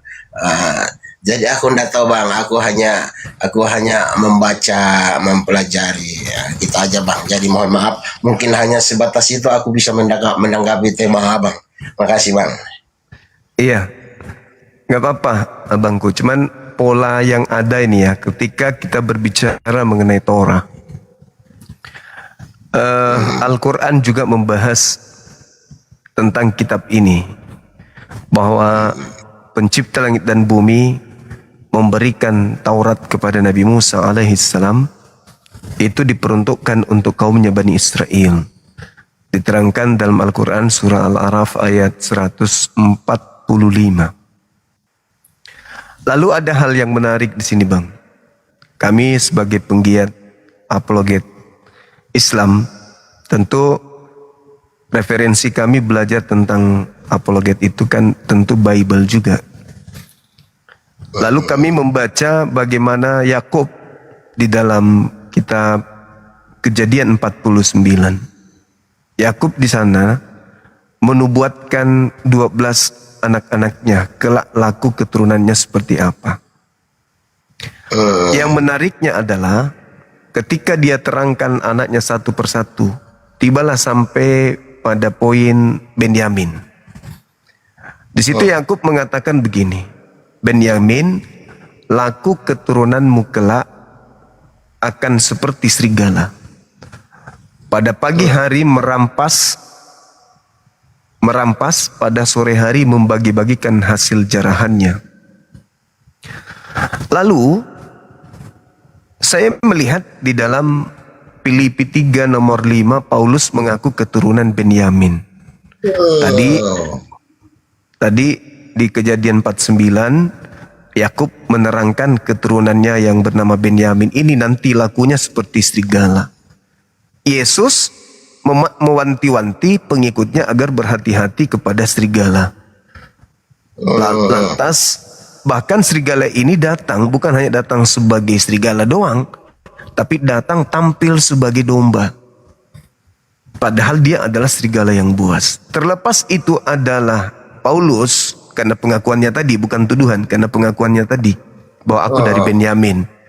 Akan tetapi yang menariknya adalah ketika di dalam kitab Torah ini itu diperlakukan hanya untuk kaum Bani Israel saja. Seruan-seruannya, ya Bani Israel, wahai Bani Israel. Bahkan Tuhan membuat Torah itu sebagai perjanjian baru ke dalam batin setiap Bani Israel dan Bani Yehuda, terekam di dalam Yeremia 31 sampai 33. Aku Tuhan akan mengadakan perjanjian baru dengan Bani Israel dan Bani Yehuda, bukan seperti perjanjian yang telah aku buat yang diingkari oleh nenek moyang mereka ketika aku membawa mereka keluar dari tanah Mesir, tanah perbudakan.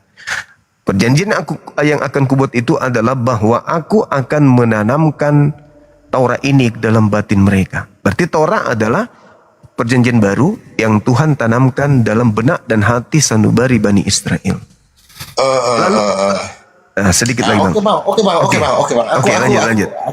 Aku bertanya supaya kelihatan diskusinya lebih enak. Baik. Kenapa Yesus itu dari keturunan Yehuda? Keturunan Yehuda itu bukan keturunan imam. Keturunan Lewi lah, Musa dari keturunan Lewi. Tapi kenapa Yesus dilahirkan untuk sebagai seorang imam, seorang nabi, bukan dari keturunan keturunannya Lewi gitu. Tapi kenapa yang diambil keturunan Yehuda? Silsilah dari keturunan Yesus itu bukan digenapi lewat keturunan Lewi atau keturunannya Musa itu, bang. Ada apa di situ sebenarnya sih? Aku ingin dapat ilmu dari situ aja, bang. Jadi sebenarnya kalau di Islam, Al-Quran surah Al-Ma'idah ayat 12, Allah mengangkat perjanjian agung dengan Bani Israel. Tidak dikatakan di salah satu suku atau keturunan Bani Israel kalau di Islam, tetapi secara keseluruhan Bani Israel artinya Bani Yakub. Artinya Bani Yakub siapapun di antara ke-12 anak keturunannya yang diambil oleh Tuhan, yang dipilih oleh Tuhan, maka itulah yang kemudian yang menjadi penerus tongkat kenabian. Itu. Nah, cuman ada yang jadi permasalahan seperti pertanyaan abang ini. Memang kalau kita melihat di dalam kitabnya saudara kami Yahudi, Yesus ditolak sebagai nabi, sebagai utusan Tuhan, sebagai Mesias. Itu ditolaknya itu di sana. Nah, oleh karena itu ketika ada pertanyaan seperti ini, di dalam kitab Yahudi itu dikatakan bahwa tidak akan ada lagi seorang raja yang akan duduk di tahta Daud yang berasal dari keturunan Yoyakim. Itu nggak ada lagi.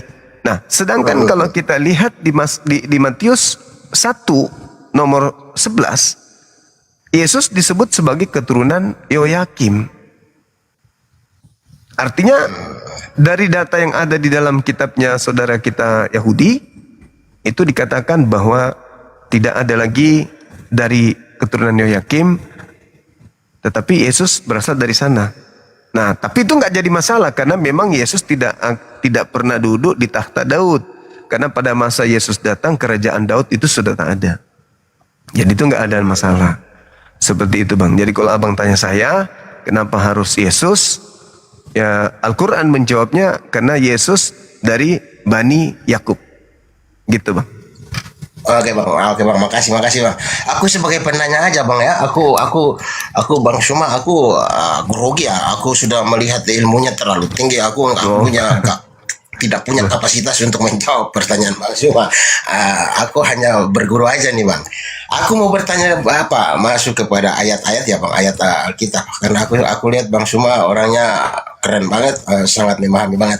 Aku bertanya tentang Matius 12:31, aku sambungnya dengan Matius 5 ayat 22. Gini bang, dalam Matius 12:31 di situ dikatakan seperti ini, dosa dan hujatan manusia dapat diampuni, tetapi hujat terhadap Roh Kudus itu tidak ada ampunannya. Itu Matius 12:31.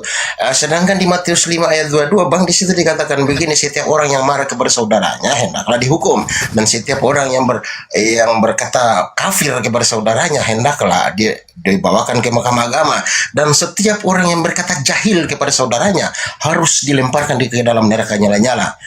Aku timbul dua pertanyaan dari sini, Bang, ya. Aku ingin bertanya, apakah orang yang berkata jahil di dalam Matius 2 dilemparkan di dalam neraka itu di dalam Matius 12:31, di dalam Matius 12:31 yang menghujat Roh Kudus tidak ada hukuman tidak ada ampunannya. Pertanyaan saya, apabila orang berkata jahil bisa dikategorikan menghujat Roh Kudus atau tidak? Karena hukuman yang di Matius 5:22 itu orang yang berkata orang jahil kepada saudaranya dilemparkan ke neraka, ke dalam api neraka. Nah, di Matius 12:31 di situ dikatakan hujatan terhadap Roh Kudus tidak ada ampunannya. Pertanyaan saya, apakah berkata jahil kepada saudara itu bisa dikategorikan menghujat Roh Kudus atau tidak? Nah, itu pertanyaan secara alkitabiah, ya. Saya ambil pertanyaan secara duniawi, Bang. Nah, apabila seseorang yang mengatakan, ini contoh aja ya, Bang, ya. Contoh aja, apabila seseorang yang mengatakan begini, Joko Widodo bajingan tolol, atau cincin Hotman Paris lebih berkilau daripada otaknya, apakah itu bisa dikatakan sebagai menghujat Roh Kudus atau tidak itu, Bang? Mohon penjelasan, Bang. Iya, jadi gini, saya jelaskan dulu versi Islam tentang Roh Kudus ini, karena Roh Kudus ini kalau kita merujuk ke original teksnya, kami nggak menemukan kata Roh Kudus dalam bahasa Yunani, dalam bahasa yang digunakan oleh Bible Perjanjian Baru mula-mula. Roh Kudus itu dikenal saudara kita Kristen nanti di Indonesia, baru ada kata itu masuk di terjemahan. Jadi Roh Kudus kalau dalam Islam itu Qul nazzalahu ruhul kudus. Jadi Nabi Muhammad diperintahkan mengatakan kepada manusia bahwa Roh Kudus datang kepadanya membawa kalimatullah, membawa hukum-hukum dari Allah. Itu Qul nazzalahu ruhul kudus min rabbika bil haqq. Jadi Roh Kudus datang bukan berbicara dari dirinya sendiri, melainkan apa yang didengarkan dari Allah itulah yang disampaikan kepada Nabi Muhammad.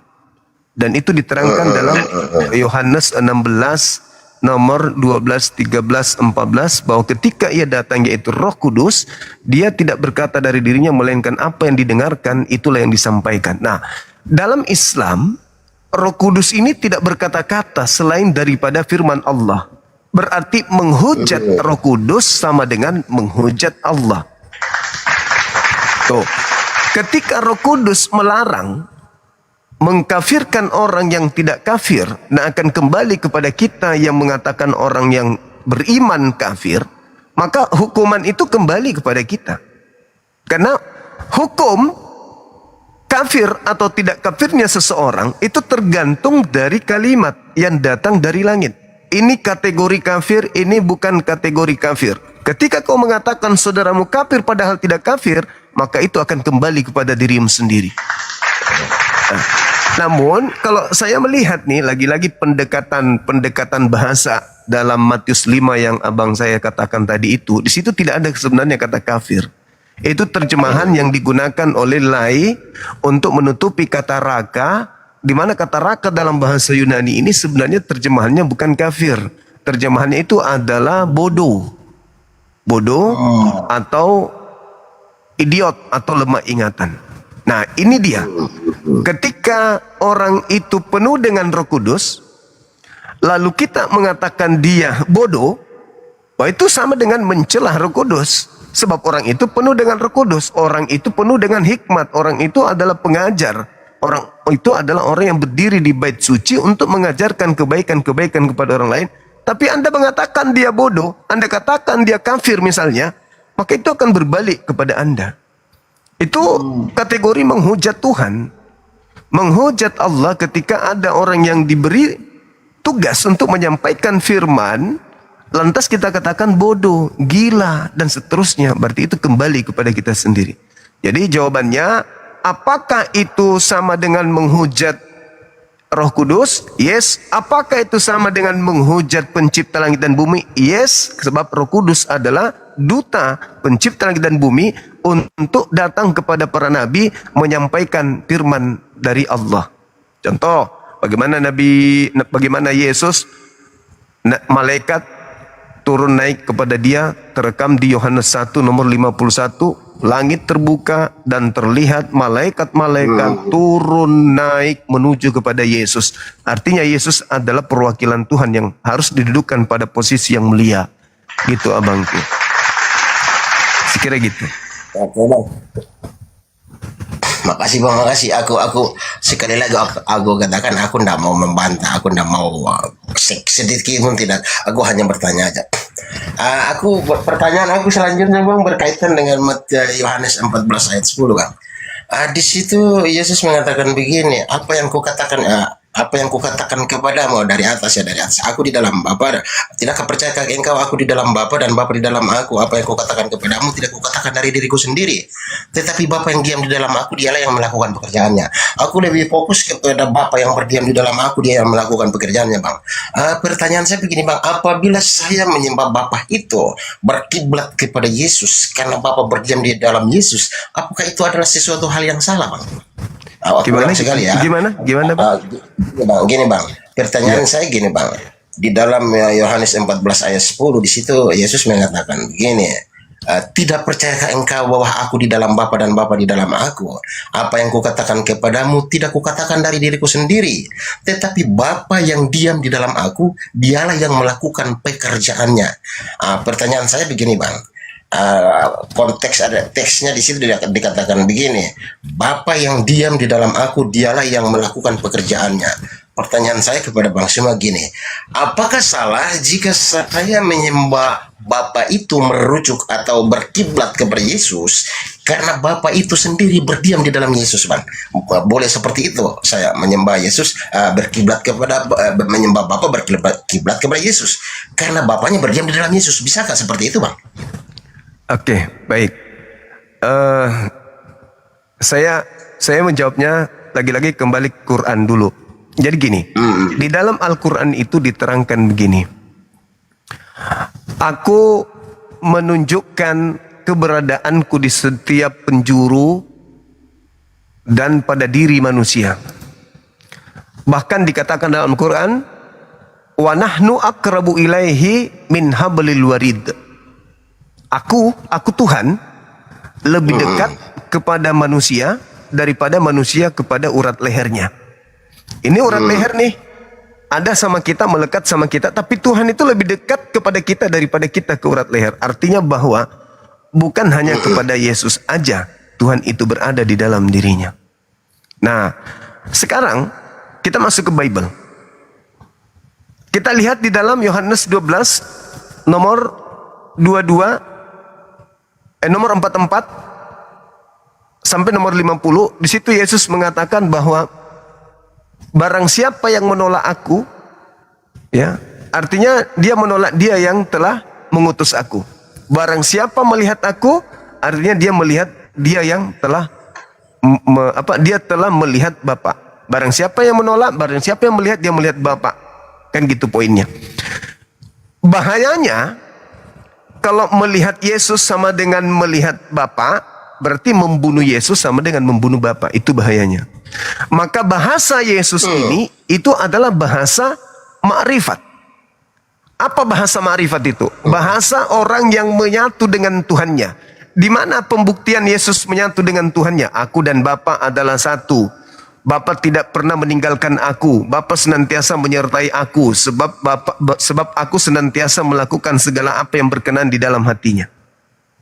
Berarti ketika Yesus mengatakan aku di dalam Bapa, Bapa di dalam aku, Yohanes 17 nomor 23, di situ Yesus mengatakan aku ada di dalam kamu, kamu di dalam Bapa, aku dalam Bapa, Bapa dalam aku, dan murid-muridku ada di dalam kita. Bapa ada di dalam muridku, aku ada dalam muridku, muridku ada di dalam Bapa, di dalam aku. Berarti murid juga adalah Tuhan kalau perspektif itu yang kita pakai. Nggak boleh.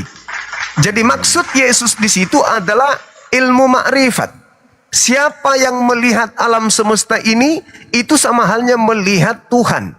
Siapa yang melihat aku, sama dengan melihat aku. Kenapa? Karena apa yang aku katakan, kata Yesus, Yohanes 14:24, apa yang keluar dari aku itu bukan dari aku, tetapi dari Bapa yang telah mengutus aku.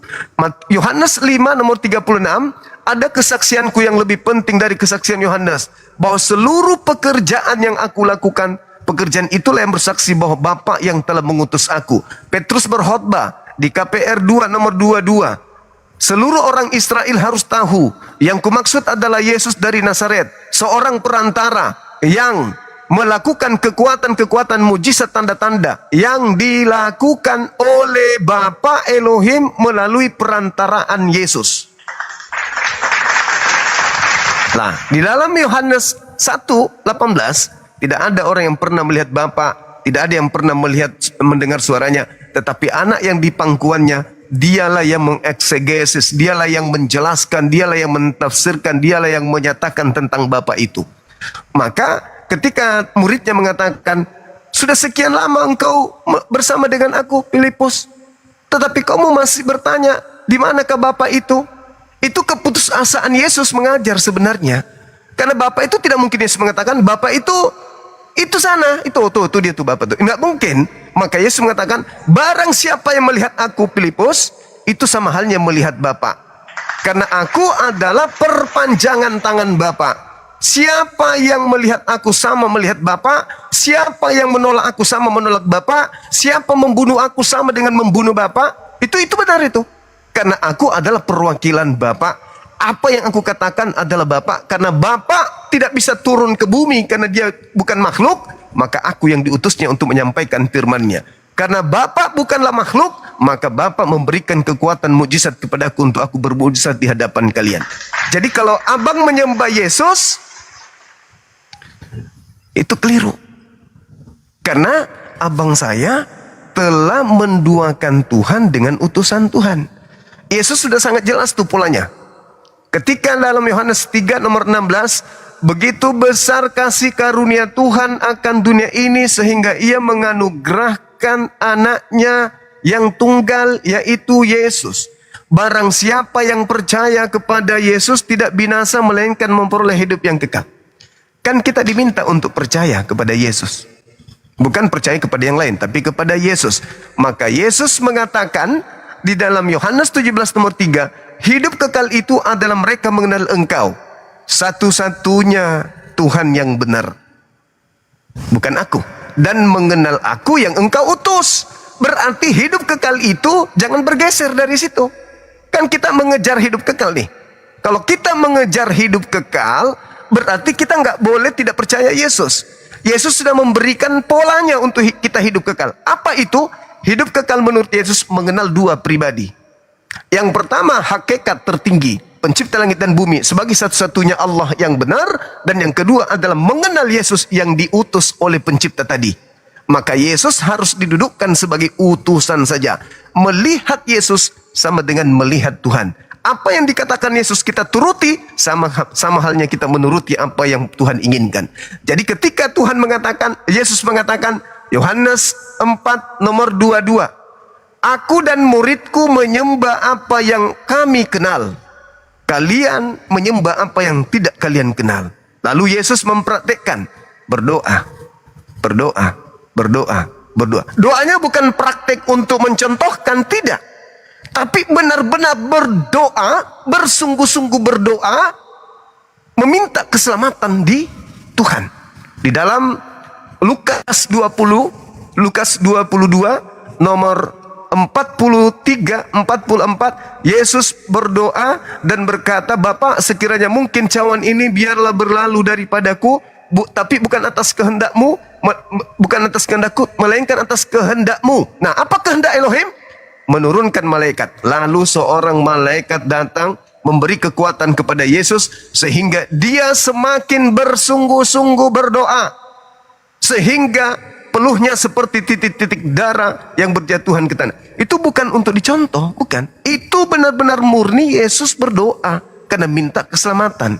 Makanya di Ibrani 5 nomor 7, Sebagai manusia, Yesus telah mempersembahkan doa yang sungguh-sungguh, yang sangat khusyuk, yang sangat sungguh-sungguh kepada Dia yang sanggup menyelamatkannya dari kematian. Dan atas kesolehannya, doanya dikabulkan. Nah, ini fakta bahwa ketika kita menyembah Yesus, itu berarti kita menduakan. Sama, mohon maaf nih analoginya. Yesus itu seibarat HP, penyampai firman. Kemudian Bang Suma ada di sini sebagai sumber firman. HP ada di abang. Ketika nanti abang mengajak HP itu makan atau mengajak HP itu berbicara, berarti abang ada gangguan. Kecuali Anda ada koneksi antara saya dengan abang melalui HP tadi. Makanya Yesus mengatakan, sembahlah Allah dalam aku. HP ini sebagai penyampai perkataan Bang Suma ke abang. Jadi HP ini sebagai alat untuk berhubungan dengan saya. Jangan abang saya menganggap HP itu Bang Suma. Meskipun suara Bang Suma, gambar Bang Suma, pola Bang Suma, instruksi Bang Suma melalui HP. Tapi jangan sekali-kali menganggap HP itu Bang Suma. Itu hanya alat penyampai firman. Makanya HP itu seandainya dia bisa bicara, apa kata HP itu? Bang Ulilku yang cakep, sebenarnya aku tidak bisa berkata-kata dari diriku sendiri. Suara yang kau dengar dariku bukan dari aku, tetapi dari Bang Suma yang telah mengutus aku. Itu fakta, itu real. Jadi kalau abangku menganggap HP itu adalah Bang Suma, itu sama halnya Anda menganggap Yesus itu adalah Bapak Elohim. Kira-kira sehat tidak kalau abang menganggap HP itu Bang Suma? Kurasa abang nggak sehat. Makanya kami umat Islam itu mendudukkan Yesus level tertinggi sebagai Nabiullah, Rasulullah, manusia mulia, terkemuka di dunia dan akhirat, manusia suci yang diberkati dimanapun berada. Itulah iman kami kepada Yesus. Al-Quran mengatakan, ya Bani Israel, inni Rasulullahi ilaikum. Perkataan Yesus, Nabi Isa dalam kami, mengatakan kepada Bani Israel, sesungguhnya aku ini adalah Rasul utusan Allah, utusan Tuhanmu kepada kalian. Nah itulah yang ada di iman kami abangku. Saya kira gitu. Oke baik bang, makasih penjelasannya bang. Sekali lagi aku mengatakan aku tidak punya kapasitas untuk membantah Bang Suma karena aku tahu apabila Bang Suma menyampaikan itu adalah kebenaran, aku bantah berarti aku seorang yang kafir, yang tertutup otakku. Dan yang kedua, aku tahu bahwa setiap ucapan yang mengandung kebenaran, akan selalu tertanam di akalku. Tetapi setiap ucapan yang tidak mengandung kebenaran dengan sendirinya akan mengambil tempat di dalam akal. Ya, makanya aku jarang untuk membantah setiap jawaban-jawaban orang. Aku tertarik dengan Bang Suma tadi kutip Qaf 50 ayat 16 ya tentang Allah lebih dekat kepada kita daripada urat leher kita. Apa sementara menyamakannya dengan Yohanes 14 ayat 10. Karena di dalam Qaf 50 ayat 16, kami telah menciptakan manusia, kami mengetahui apa yang dibisikkan di dalam hatinya, dan kami lebih dekat kepadanya daripada ulat lehernya. Abang mengatakan bahwa Allah juga di dalam kita, sesuai dengan Qaf 50 ayat 16 tadi ya. Sama juga dengan Yohanes 14 ayat 10 ya. Seperti itu yang saya dengar dari abang tadi ya. Oke bang, makasih bang. Aku sudah mendapatkan ilmu baru. Kalau ternyata memang Allah itu ada di dalam Yesus sesuai dengan Qaf 50 juga. Seperti itu ya bang ya. Makasih bang, makasih bang. Okay. Mungkin itu saja pertanyaan saya bang. Oke, saya tambahkan sedikit abangku. Jadi ketika dalam Al-Quran itu diterangkan wa nahnu akrabu, aku lebih dekat. Aku lebih dekat artinya Allah lebih paham, Allah lebih tahu, lebih tamat, lebih menyelami tentang dirimu daripada kamu kepada dirimu. Itu maksudnya, bukan Allah turun dari langit berdiam dalam tubuh kita, enggak. Atau Tuhan turun ke tubuh Yesus untuk berdiam, itu enggak. Tapi aku lebih dekat, artinya apa? Ada dimensi yang kamu sendiri, yang adalah kamu sendiri, yang adalah diri lu sendiri, yang kamu sendiri yang tidak ngerti tentang kamu sendiri. Contoh, yang abang lihat ini tangannya Bang Suma, wajahnya Bang Suma, lehernya Bang Suma, dadanya Bang Suma. Tapi abang nggak tahu Bang Sumanya itu siapa, yang mana. Begitu juga aku nggak tahu mana yang aku sesungguhnya itu. Yang tahu itu adalah Allah, Tuhanku. Maka apa pembuktian bahwa saya tidak tahu diri saya sendiri? Niat saya berbicara, mampu menggerakkan tangan, mampu memberikan kemudian ilustrasi, analogi, penyampaian, pemahaman, pesan. Tetapi saya tidak ngerti suara saya itu kayak mana bentuknya. Pabrik yang ada di dalam diri saya untuk mengolah kata, alat-alat yang organ-organ yang ada, teruntai dengan rapi ucapan itu keluar dari mulut. Saya nggak tahu seperti apa modelnya. Pabrik yang ada di dalam ini, cara kerjanya, sistemnya kayak mana. Padahal itu aku. Tetapi aku tidak tahu. Bahkan aku bisa bergerak ini oleh karena rohku. Tetapi mulai sejak aku lahir sampai hari ini, aku tidak tahu rohku itu kayak mana. Seperti apa Bang Zuma ini sebenarnya? Rohku itu kayak mana sebenarnya? Yang selalu bernapas, narik napas, yang selalu berpikir, yang selalu merasa susah, merasa senang. Aku nggak tahu roh itu yang ada dalam diriku itu yang mana, kayak mana, bentuknya seperti apa. Aku nggak ngerti. Maka yang lebih tahu itu adalah Tuhanku. Itulah yang dimaksud ayat itu. Aku lebih dekat.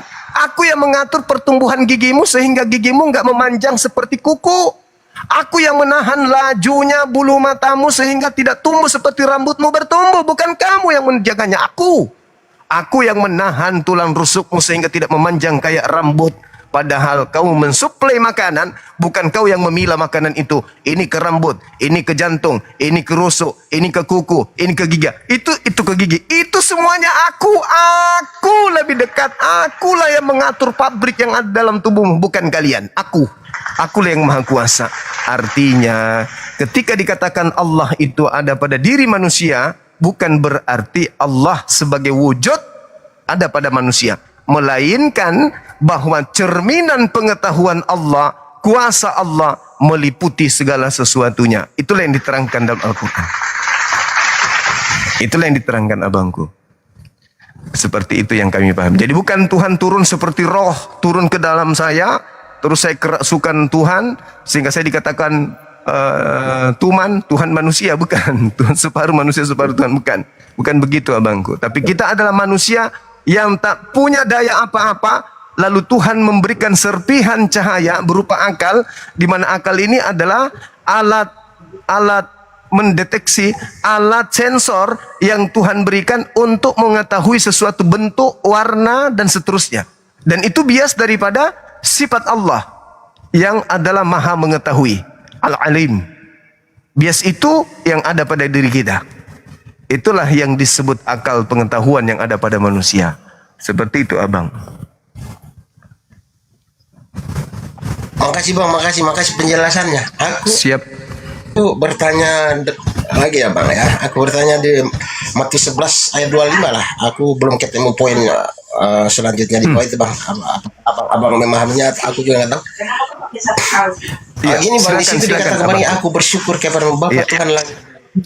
Aku di situ ayat itu mengatakan begini bang, aku bersyukur kepada Bapa Tuhan langit dan bumi, semuanya ini engkau sembunyikan bagi orang bijak dan orang pandai, tetapi engkau nyatakan kepada orang kecil. Itu apa saja, apa poin apa saja yang disembunyikan dari orang bijak dan pandai dan dinyatakan kepada orang kecil itu bang?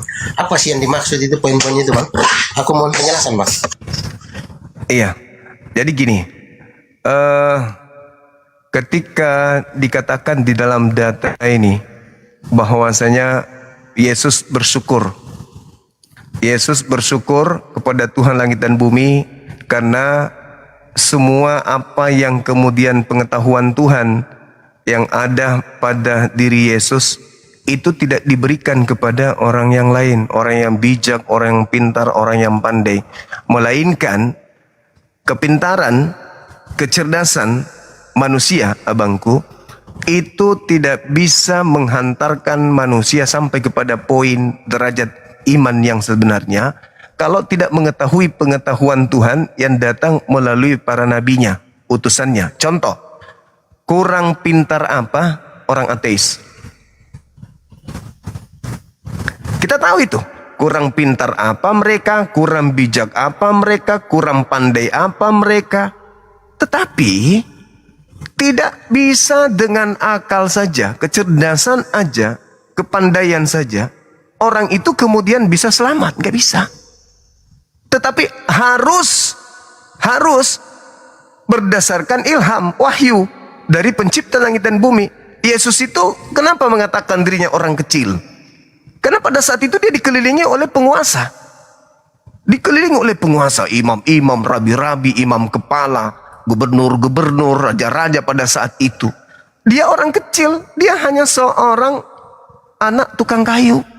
Tetapi Allah membuka keilmuan tentang surga, tentang kerajaan langit, tentang kerajaan bumi kepadanya. Dan itu tidak diberikan kepada seluruh manusia, hanya kepada dia saja. Meskipun dia anak yatim, tanpa ayah, dituduh sebagai anak zina, tapi pengetahuan tentang keselamatan bagi Yesus itu semuanya terbuka, tersingkap. Tersingkap. Apa buktinya? Yesus bisa menerangkan bahwa kelak ada penyesat bernama ini, bergelar ini, bahwa kelak ada orang yang memakai namanya, bahwa kelak akan seperti ini, dan Yesus ungkap itu semua. Kenapa? Karena Tuhan sudah menyertai dia. Dia selalu bersyukur kepada Tuhan Bapa langit dan bumi. Berbeda dengan orang pintar, orang cerdas. Dia yang membuat ini, membuat itu, membuat, tapi tentang pengetahuan akan Tuhan itu nihil bagi mereka, Bang. Itu yang dimaksud. Makanya saya masih teringat dengan perkataan Yesus begini. Perbanyaklah harta surga. Sebab harta surga tidak lekang dimakan karat dan juga tidak hancur termakan rayap. Ada data di dalam Bible terucap seperti itu. Apa itu harta surga? Harta surga itu komponennya adalah lebih mudah onta masuk lubang jarum daripada orang kaya yang masuk di surga. Artinya apa? Perbanyak harta surga, amalan soleh. Jangan peduli kecintaan berlebihan terhadap duniawi. Itu hikmat yang disampaikan Yesus itu. Amalan soleh yang harus diperbanyak, kedekatan kita kepada Tuhan yang harus diperbanyak, rasa syukur kita kepada Tuhan yang harus diperbanyak. Kita sakit, kita miskin, perbanyak syukur. Kenapa? Jika ingin masuk hidup yang kekal, camkan baik-baik. Jangan kejar duniawi berlebihan, tetapi kejarlah dunia seakan-akan engkau hidup menerus. Ingat, kejarlah akhiratmu seakan-akan engkau mati esok pagi. Itu komponen yang Yesus ajarkan. Perbanyak harta surga. Harta surga, amalan, kebajikan. Bukan amalan yang memasukkan kita surga, bukan. Tetapi ridha. Kata Tuhan, aku akan memberkati siapapun yang memberkati engkau. Berarti ridhanya Allah. Berkat itu ridha. Allah ridha, Allah berkati kita, berarti Allah ridha. Kita diridai oleh Allah. Kenapa? Karena kita tunduk berserah diri kepada perintah-perintahnya. Bukan amalan, karena perintah itu yang membuat kita masuk surga, enggak. Tetapi karena ketundukan kita kepada Tuhan. Takutlah kepada Dia, kata Yesus, yaitu Dia yang sanggup membunuh manusia, membunuh tubuh, dan sanggup melemparkan tubuh itu ke dalam api neraka. Itu kata Yesus. Berarti kalau kita takut, berarti kita harus tunduk. Kalau kita tunduk berarti kita muslim. Kalau kita muslim berarti kita takut. Kalau kita takut berarti kita bertakwa. Berarti orang yang takut dan bertakwa kepada Tuhan adalah mereka yang siang malam kerjanya hanya tunduk berserah diri kepada Tuhan langit dan bumi. Nah, jadi begitu abangku. Banyak orang pintar, banyak orang cerdas, tapi tidak mendapatkan ilmu hikmat dari para nabi. Begitu abang. Makasih bang. Sebentar ya penonton. Aku minum dulu biar aku grogi sekali, panas dingin keringat dingin dengan Bang Suma ini. Sebentar ya penonton. Aku minum susu dulu, sudah tua minum susu supaya segar sedikit lah penonton. Tapi sebelumnya aku katakan kepada penonton yang udah typing yang bagus, yang enak didengar, dan sudah typing yang kedengarnya tidak enak didengar, aku doakan kepada kalian semua aja deh. Kalian semua semoga baik-baik, sekalipun ada typing yang sedikit typingannya itu seperti pedang bermata dua yang menggores-gores hatiku, tetapi aku selalu berdoa semoga kalian sehat selalu semuanya. Mohon maaf, aku minum dulu ya. Bang Suma izin aku minum dulu baru aku lanjut bertanya. Siap.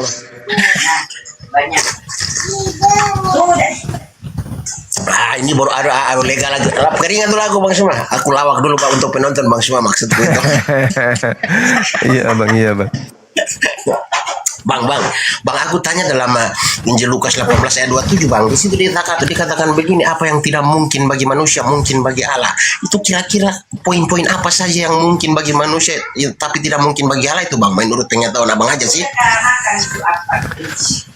Apa yang tidak mungkin bagi manusia mungkin bagi Allah. Contoh nih, Bang. Contoh.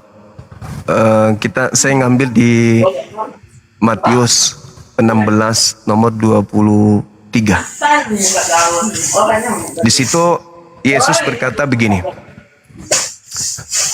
Nyahlah iblis, kamu hanya memikirkan apa yang dipikirkan oleh manusia. Kamu tidak memikirkan apa yang dipikirkan oleh Tuhan. Nah, kan gitu. Artinya apa?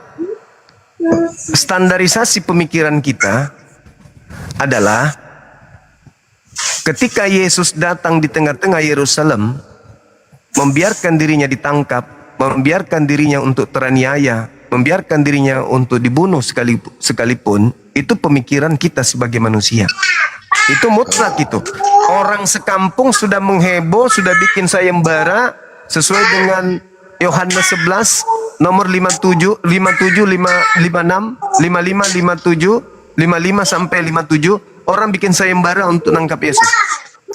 Sehingga murid-muridnya tahu berita itu. Malah Yesus mau menyerahkan diri nih. Ini ada apa ini? Kalau menyerahkan diri pasti disalib, pasti dibunuh. Tapi apa kata Yesus? Itu pikiran manusia. Pikiran Tuhanku enggak. Tidak ada susahnya bagi Tuhanku untuk mengangkat aku atau membuat manusia lain menjadi penggantiku. Itu tidak ada yang mustahil untuk itu bagi Tuhan. Itu salah satu contohnya. Jadi apa yang tidak bisa bagi manusia, itu bagi Allah itu bisa. Nah, saya juga pernah ditanya hal seperti itu, Abang. Jawaban saya kemudian dilemparkan kembali kepada saya. Jadi teman saya Kristen itu bersemangat kali menjawab, menyangga dan menjawab. Dia mengatakan gitu. Kalau begitu, bagi Bang Suma, Tuhan tidak bisa menjadi manusia. Tapi bagi Tuhan itu sangat mudah. Itu dilemparkan sama aku itu. Kata-kata itu masih teringat sampai sekarang. Jadi saya jawab begini. Yang kamu lontarkan itu sekarang itu pemikiranmu. Itu bukan pemikiran Tuhan. Yang kau katakan bahwa bagaimana kalau Bang Suma mengatakan bahwa Tuhan tidak bisa menjadi manusia. Tetapi ternyata pemikiran Tuhan dan keinginan Tuhan bisa menjadi manusia. Jawaban saya kembali kepada Anda, aku bilang. Itu pemikiran Anda. Pemikiran Tuhannya tidak begitu. Pemikiran Tuhan itu sudah nyata. Dalam Islam dikatakan, walam yakul lahu kufuwan ahad. Tidak ada yang serupa dengan aku. Itu firman Tuhan, berarti itu pemikiran Tuhan. Tuhan sudah membuka pemikirannya. Lam yalid walam yulad. Aku tidak beranak dan tidak diperanakan. Pemikiran Tuhan sudah jelas. Malah Anda merubahnya lagi, Tuhan mau jadi manusia. Sementara pemikiran Tuhan sudah terpampang. Ada nggak di dalam kitab saudara? Bilangan 23 nomor 19. Hosea 11 nomor 9. Aku Tuhan bukan manusia dan bukan anak manusia. Yesaya 43 nomor 10. Engkaulah saksi-saksiku. Tiada Tuhan yang dibentuk sebelum aku dan tiada Tuhan dibentuk setelahku. Loh, Tuhan sudah menyatakan pemikirannya. Kenapa Anda merubah pemikiran Tuhan? Tapi tidak ada yang mustahil. Justru itu. Tidak ada yang mustahil bagi Tuhan, bagi saudara. Tapi Anda harus memikirkan pola pemikiran Tuhan dengan pola pemikiran Anda. Karena di Islam ada yang mustahil bagi Tuhan. Contoh, mustahil Tuhan berubah menjadi bukan Tuhan. Mustahil Tuhan berhenti jadi maha kuasa. Mustahil Tuhan mati. Mustahil Tuhan menjadi setan. Mustahil Tuhan menjadi semut. Mustahil Tuhan menjadi kobokan. Mustahil Tuhan menjadi kancing baju dan seterusnya. Ada sifat-sifat mustahil yang mengikat Tuhan sehingga Tuhan itu tetap pada kuasanya. Tetap kepada kemahaannya. Tuhan tidak bisa keluar dari sifat itu. Karena dia bukan makhluk. Dia tidak mungkin tidur. Dia tidak mungkin capek. Dia tidak mungkin lelah. Dia tidak mungkin sengsara, merana, dan seterusnya. Itu adalah sifat mustahil bagi Tuhan. Kapan sifat itu melekat pada dirinya, berarti itu bukan Tuhan. Itu masih makhluk. Yang namanya Tuhan itu kuasa, maha perkasa, maha besar, maha tinggi. Tidak ada padanya maha kecil atau kecil. Disebut maha berarti dialah yang paling besar, dia yang paling dahsyat. Tidak ada padanya kelemahan. Akhirnya waktu itu ya berakhir dengan mengatakan, ya sudahlah Bang Suma, kalau memang seperti itu. Ternyata Bang Suma masih memikirkan pemikiran Tuhan. Saya bilang, pemikiran Tuhan itu Tuhan canangkan kepada manusia untuk diketahui manusia melalui para nabi. Itulah yang disebut sebagai Alkitab, firman Allah. Disitulah tertuang pikiran Tuhan, bukan kita yang mengakal-akalinya. Seperti itu adanya. Begitu Bang, jawaban saya. Oke Bang Suma, mungkin ini pertanyaan satu terakhir saya ya. Baik. Pertanyaan terakhir aku itu Yohanes 1:34. Gimana Bang? Yohanes 1:34, Yohanes Pembaptis atau Nabi Yahya bersaksi merujuk kepada Yesus bahwa dia adalah anak Allah. Iya. Yohanes 1:34. Di Yohanes 5 ayat yang ke-37, di situ Yesus mengatakan bahwa Bapalah yang mengutus aku, berarti Yesus mengklaim dirinya adalah anak Allah. Bagaimana Bapak korelasikan dengan Al-Ikhlas ayat 3 yang mengatakan Tuhan itu tidak beranak dan tidak memperanakan? Itu gimana caranya Bapak korelasikan itu Bapak? Baik abangku. Baik abangku. Jadi gini, di dalam kitab Amsal 3 nomor 11 nomor 12 di situ dikatakan Tuhan mendidik hambanya sama seperti bapak atau ayah mendidik anaknya. Itu dulu poinnya. Lalu kita lihat di dalam Mazmur 82 nomor 6. Di situ dikatakan, aku berkata kepadamu, engkau adalah anak Allah. Engkau adalah anak Allah, engkau adalah anak-anak dari yang maha tinggi. Rupa-rupanya, ketika saya membaca data, di dalam tradisi Yudaism yang disebut Ben Eloah atau Ben Elohim, itu adalah orang-orang yang intim, orang-orang yang akrab dengan Tuhannya, maka dia disebut anak. Engkau kuperanakkan hari ini, artinya engkau kupenghambakan, engkau hambaku hari ini. Makanya di dalam Kisah Para Rasul 4 nomor 30, Kisah Para Rasul 3 nomor 26, Yesus itu disebut hamba Tuhan. Hamba Tuhan. Yesus adalah hamba Tuhan. Yesus menghambakan diri. Kenapa Yesus menghambakan diri? Yesus berdoa kepada Bapa. Yesus tunduk kepada apa yang dikatakan oleh majikannya. Kalau majikannya berkata A, si hamba ikut. Majikannya berkata B, si hamba ikut. Makanya di dalam Yohanes 14:31, seluruh dunia harus tahu bahwa aku mengasihi Bapa, bahwa aku senantiasa melakukan segala sesuatu yang diperintahkan Bapa kepadaku. Hamba dia. Karena dia tunduk bertaat kepada apa yang diperintahkan Tuhan kepadanya. Nah, kenapa di Islam itu ada dalil pembantahan terhadap konsep terdahulu? Bagaimana orang-orang Yahudi menganggap bahwasanya mereka adalah anak-anak Allah. Sehingga ketika mereka menganggap diri mereka anak-anak Allah, yang terjadi apa? Sombong, pongah, angkuh, merasa pewaris surga, yang lain enggak. Makanya mereka bangsa ini selalu sombong, pongah kemana-mana, dia merasa derajatnya lebih tinggi. Kenapa? Karena dia merasa anak. Sehingga Allah tidak lagi menggunakan pendekatan itu. Allah ketika datang kemudian pada Nabi Muhammad tidak lagi menggunakan istilah anak, tetapi dikatakan sebagai hamba. Karena kenapa? Jangan sampai kalau ini ku anggap anak lagi, dia akan menganggap diri mereka orang suci di antara mereka, orang yang soleh di antara mereka, tokoh di antara mereka, yang aku utus di tengah mereka. Dia menganggap ini anakku dan menganggap anakku ini adalah Tuhan juga. Sama seperti anak kambing pasti kambing, anak ayam pasti ayam, anak sapi pasti sapi. Anak Allah nanti dianggap lagi nih utusanku sebagai anakku dan dia adalah Tuhan juga. Makanya Tuhan menghentikan itu. Tuhan tidak lagi menyebut Nabi Muhammad sebagai anaknya, tetapi disebut sebagai hambanya, kekasihnya. Nah, inilah yang terjadi.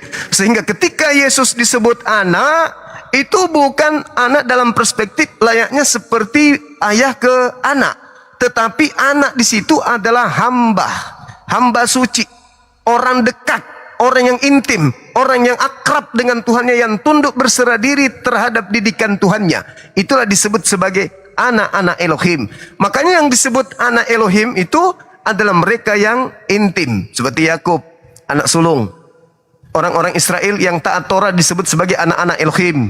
Para malaikat disebut anak-anak Elohim. Kenapa? Karena mereka adalah makhluk-makhluk yang terpilih, bahkan dianggap sebagai orang-orang yang dekat kepada Tuhannya. Itulah yang disebut anak Tuhan.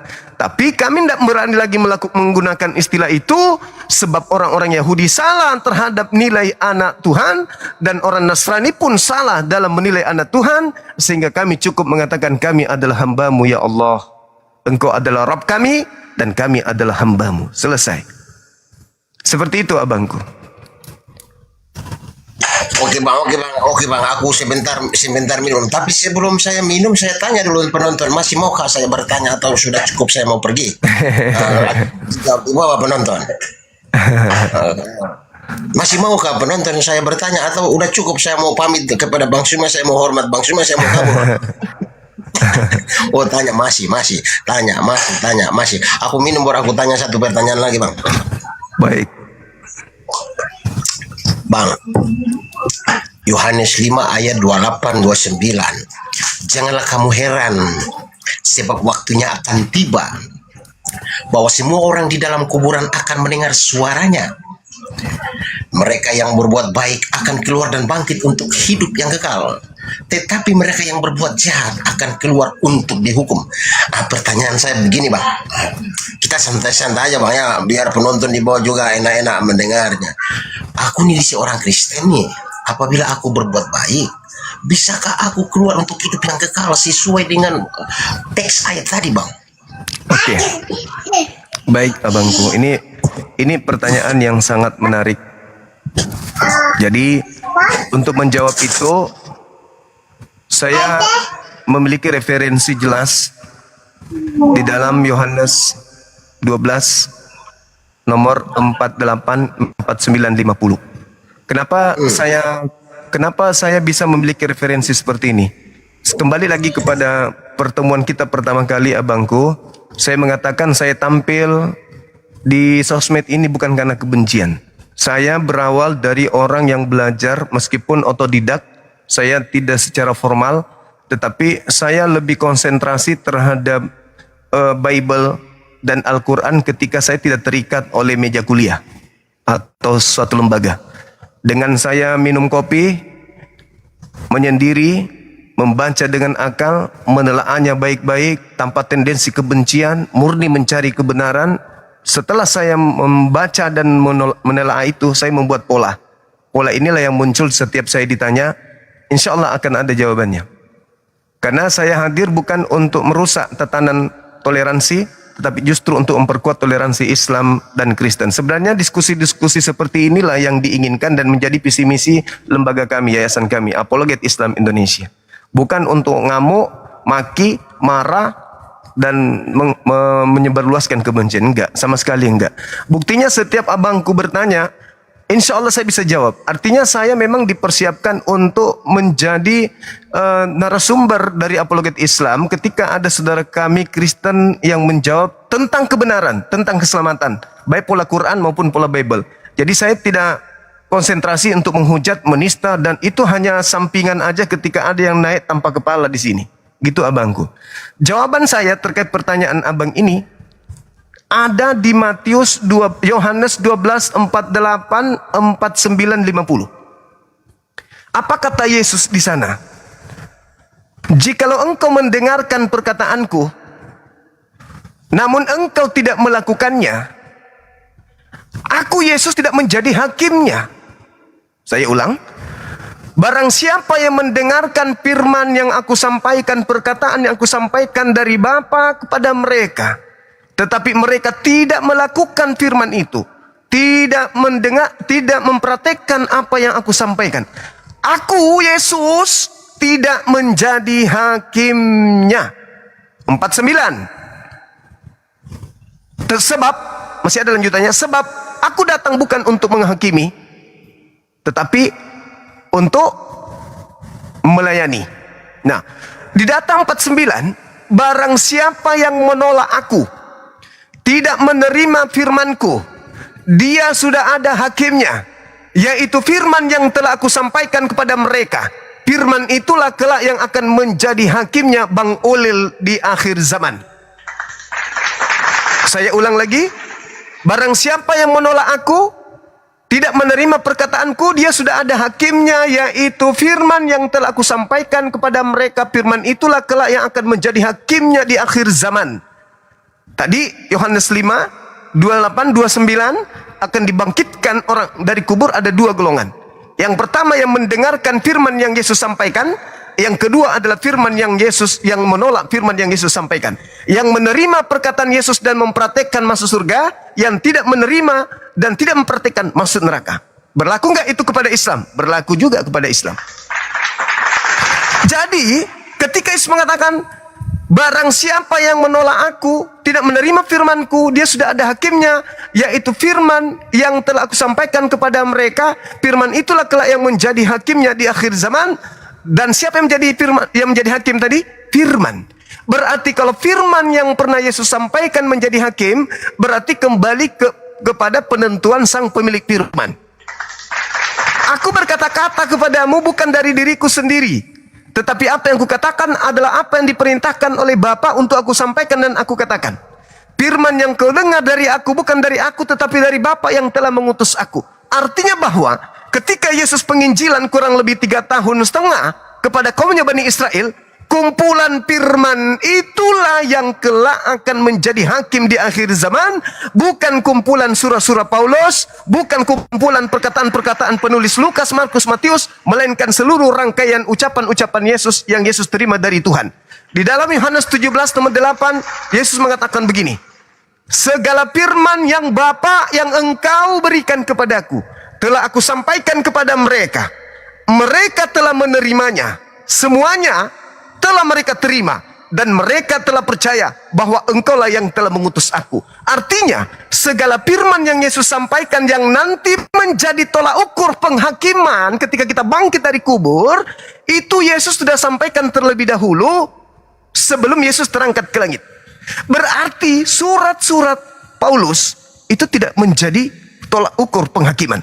Wahyu yang ada akulah Alfa dan Omega itu tidak akan menjadi tolak penghukuman. Ketika ada makhluk yang keluar dari kubur, pergilah ke seluruh dunia, jadikan seluruh bangsa menjadi muridku, itu bukan menjadi tolak takaran penghakiman. Kenapa? Ucapan pergilah ke seluruh dunia, ucapan akulah Alfa dan Omega, ucapan kepada aku telah beri kuasa baik di surga maupun langit, itu tidak masuk dalam komponen firman yang Yesus sampaikan kepada muridnya. Segala firman yang kuberikan kepadaku telah aku sampaikan kepada mereka. Mereka telah menerimanya dan mereka percaya bahwa engkaulah yang telah mengutus aku. Artinya di antara seluruh firman itu tidak ada Yesus pernah mengaku pergilah kepada seluruh bangsa, jadikan seluruh bangsa menjadi muridku. Akulah Alfa dan Omega, segala kuasa langit dan bumi telah diberikan kepadaku. Itu Yesus tidak masuk dalam rangkaian segala firman tersebut.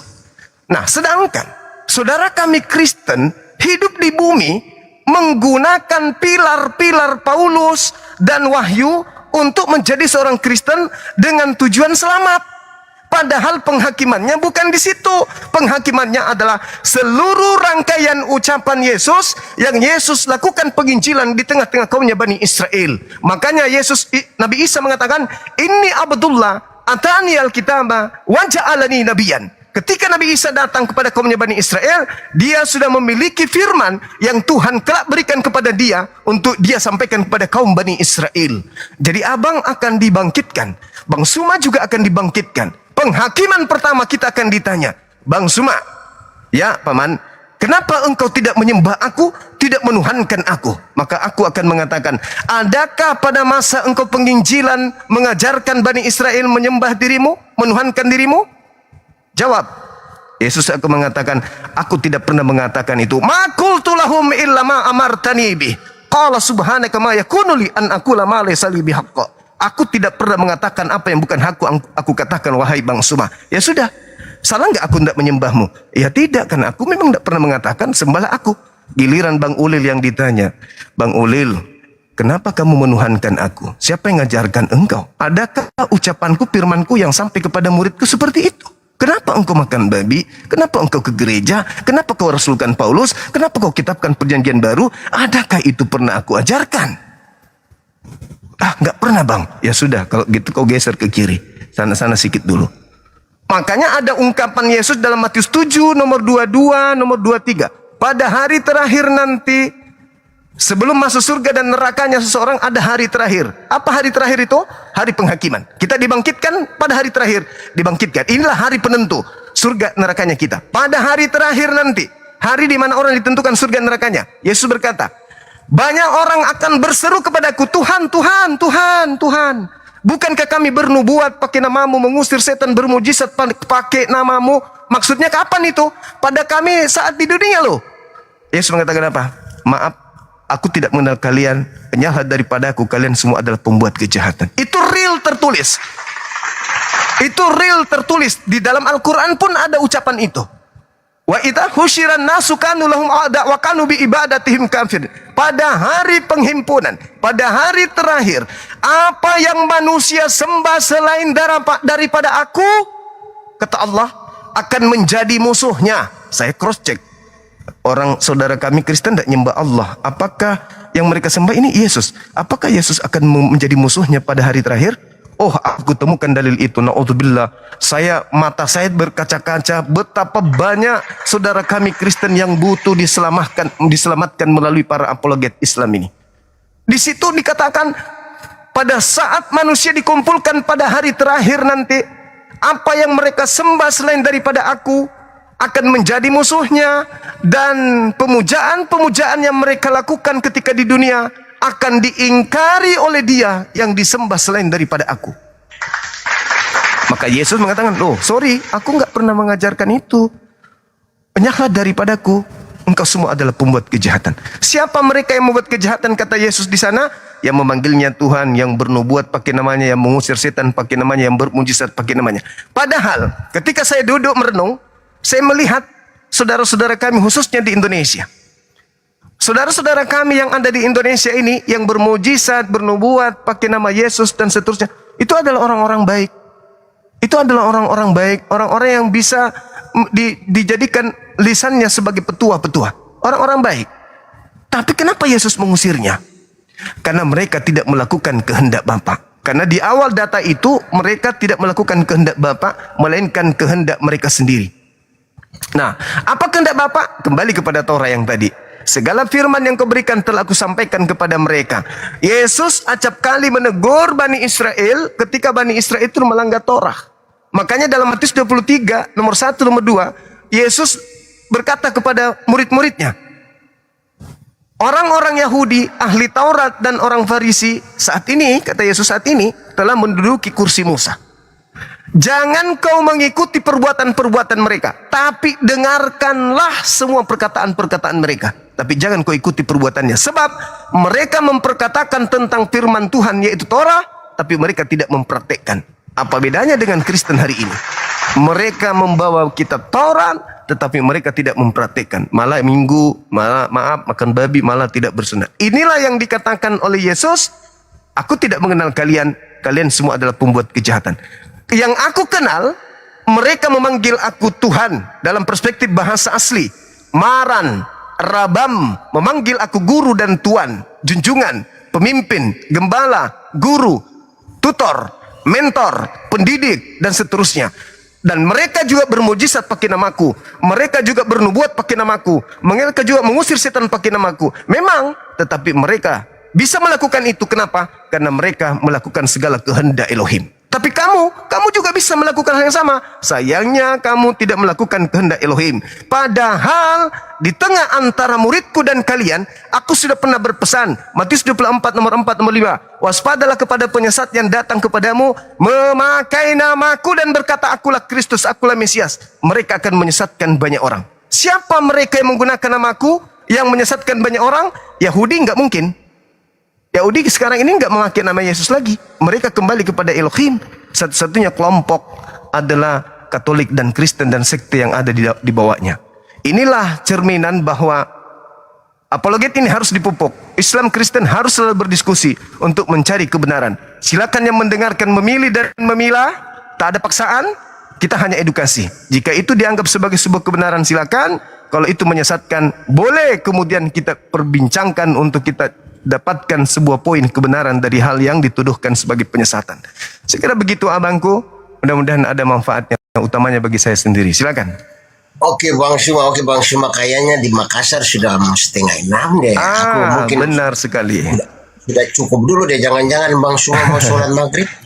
Aku pamit aja. Abang. Kapan-kapan kita bertemu lagi ya abangku ya. Makasih abang. Selalu sehat-sehat selalu penonton-penonton yang di bawah. Amin. Yang typing baik maupun buruk, aku hanya bisa menyampaikan dengan perkataan-perkataan seperti begini loh, kata-kataku sering aku ucapkan begini. Sehitam-hitamnya awan hitam pasti menurunkan air hujan kepada orang yang baik dan yang jahat. Nah, ya kan? Seburuk apapun orang lain menilai kehidupanmu, ketahuilah kehidupanmu pasti bermanfaat bagi orang lain. Sama seperti jangan engkau salah menilai cacing tanah. Cacing tanah pasti menyuburkan tanah agar tumbuhan tumbuh subur, agar manusia mendapatkan kelangsungan hidup. Demikian Bang Suma, apabila ada kata yang salah, aku mohon maaf Bang Suma. Keren abangku. Waktu Makassar. Siap abang, Dari makasih Bang abang. Suma, abang aku Siap. dengar seorang satpam tapi cerdasnya luar biasa seperti begini. Itu abang. Saya sapam umat Islam. Oke Bang. Bang, sehat selalu Bang. Makasih abang, makasih. Penonton semuanya sehat-sehat juga. Makasih. Assalamualaikum warahmatullahi wabarakatuh. Waalaikumsalam warahmatullahi wabarakatuh. Masya Allah. Hebat Bang Ulil ini, luar biasa teman-teman sekalian. Luar biasa. Ya, dia salah satu orang yang pernah hadir di dunia apologet. Mudah-mudahan sampai selama-lamanya beliau memiliki penguasaan diri seperti ini. Nah, kita doakan semoga beliau bisa mendapatkan petunjuk hidayah sehingga bisa mengenal ajaran Nabi Isa alaihissalam yang datang lebih dulu daripada ajaran tentang Yesus. Artinya Nabi Isa lebih dulu datang, baru lahir Kristen. Kristen ini lahir dari catatan-catatan orang-orang yang menuliskan tentang Nabi Isa dalam bahasa Yunani, sehingga tadinya Isa menjadi Isaus dalam bahasa Yunani, kemudian masuk ke Indonesia berubah menjadi Yesus. Semoga aja diaminkan teman-teman sekalian. Kalau hidayah sudah datang, tak ada kekuatan yang bisa menolak, tidak ada kekuatan yang bisa merubah itu. Apapun akan berubah menjadi lembut ketika hidayah itu sudah datang. Seperti lembutnya hati seorang bayi yang tidak pernah mengatakan, aku jangan kau ciptakan menjadi perempuan, jangan kau ciptakan aku menjadi laki-laki. Tapi dengan kelembutannya, bayi menuruti dan pasrah tunduk kepada ketetapan Tuhan yang ada pada dirinya. Semoga Bang Ulil terlahir kembali menjadi bayi yang suci, lembut, tanpa perlawanan kepada Rabbus samawati wal ard. Sekira begitu teman-teman sekalian. Karena di sini sudah 5:30, kita istirahat dulu ya. Insyaallah sebentar malam kita lanjut lagi. Sahabatku yang aku cintai, Bang Afida, barakallahu fik, panjang umur, sehat selalu. Doakan saya selalu dimudahkan setiap urusan saya, amin. Oke, teman-teman sekalian, sekali lagi kita tutup dulu. Teman-teman yang belum sempat naik, karena kalau ada yang naik ini pasti panjang lagi nih. Kita bisa sampai maghrib, benar-benar maghrib nih. Sementara di sini saya mau persiapan dulu teman-teman untuk satu hal itu ya. Ini siapa ini? Ini tarian apa ini? Oh, mandi dulu. Aku udah mandi tadi.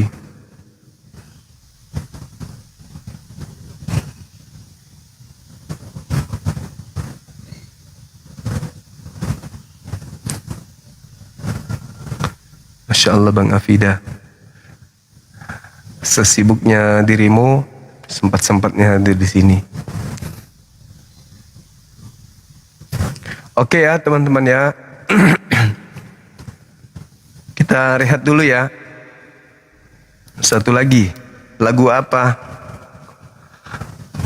Lagu apa teman-teman? Satu lagu lagi katanya.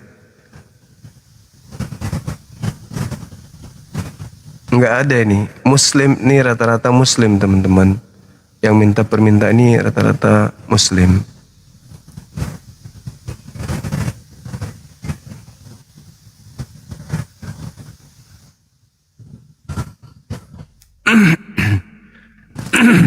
Assalamualaikum warahmatullahi wabarakatuh. Waalaikumsalam.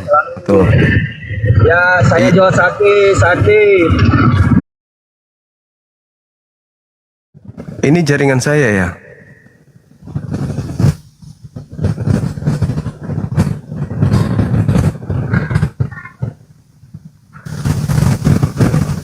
Oke. Jaringan teman-teman lagi kurang bagus. Biasanya sore gini memang jaringannya gangguan. Udah ya teman-teman ya. Sebentar malam lagi ya kita lanjut.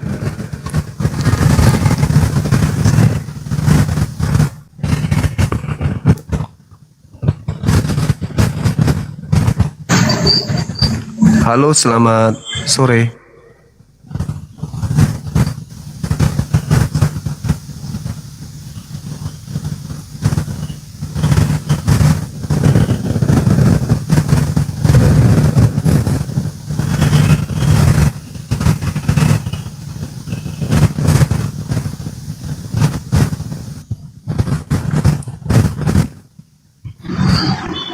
Halo, selamat sore. Sore, selamat. Selamat sore Bang. Sore telah selamat, Abang dan Zuma. Siap. Sore telah selamat. Iya. Dari Katolik Protestan Abang. Ini dari Islam. Assalamualaikum warahmatullahi wabarakatuh. Waalaikumsalam warahmatullahi wabarakatuh. Iya, Batak cerdas ini Abang Zuma, Batak cerdas, bukan pemakan babi. Iya. Sehat selalu Bang Zuma, biarkanlah hotel naik di atas. Oke Bang Zuma, salam dari Medan. Oke, makasih Bang. Assalamualaikum warahmatullahi wabarakatuh. Waalaikumsalam warahmatullahi wabarakatuh. Oke teman-teman, kita rehat dulu karena yang minta ini teman-teman Islam semua kan, kita butuh istirahat juga. Kita rehat. Ada satu orang nih. Halo Bang. Halo Abang. Halo. Tes. Oke. Kita turunkan abangku. Baik teman-teman sekalian, terima kasih atas kebersamaannya. Semoga apa yang kita sajikan pada sore hari ini bisa menjadi edukasi bagi kita semua, sekaligus pengetahuan dan amal jariah bagi saya dan bagi teman-teman juga, sebagai sebuah ladang ilmu yang mana ilmu itu akan bermanfaat pada netizen semuanya, sahabat semua, baik di masa sekarang maupun masa yang akan datang. Kepada teman-teman non-muslim, jika ada kata atau kalimat yang kurang berkenan dari apa yang saya uraikan, misalnya perkataan saya sempat membuat iman Anda itu meronta-ronta, karena mungkin penjelasan saya itu runut berdasarkan dengan apa yang tertuang di dalam Bible, dan Anda menolak kebenaran itu, ya itu bukan pada saya masalahnya. Problemnya bukan sama Bang Zuma, tapi problemnya itu ada di Anda. Kalau kebenaran Al-Quran Anda tolak, wajar, karena Anda tidak mengimani kitab suci Al-Quran. Tapi kalau kebenaran yang ada di Bible Anda juga tolak, berarti masalahnya bukan di Bang Zumanya, masalahnya ada di Andanya, kan gitu. Kalau saya sih sesuai dengan pertanyaan itu yang saya sampaikan. Sebisa mungkin saya bisa menjelaskan berdasarkan isi Bible. Karena memang ya bidang saya di situ. Nah, jadi kalau ada sesuatu yang membuat hati saudara-saudara non-muslim tergores, boleh naik ke komal saya, boleh. Saya insya Allah selama saya sehat, ada waktu saya akan selalu live untuk nyapa teman-teman. Tapi itu bisanya setelah zuhur, karena pagi saya juga ada pekerjaan, harus ada tanggung jawab saya yang harus saya selesaikan, harus kewajiban saya sebagai orang tua, sebagai seorang muslim yang harus saya laksanakan.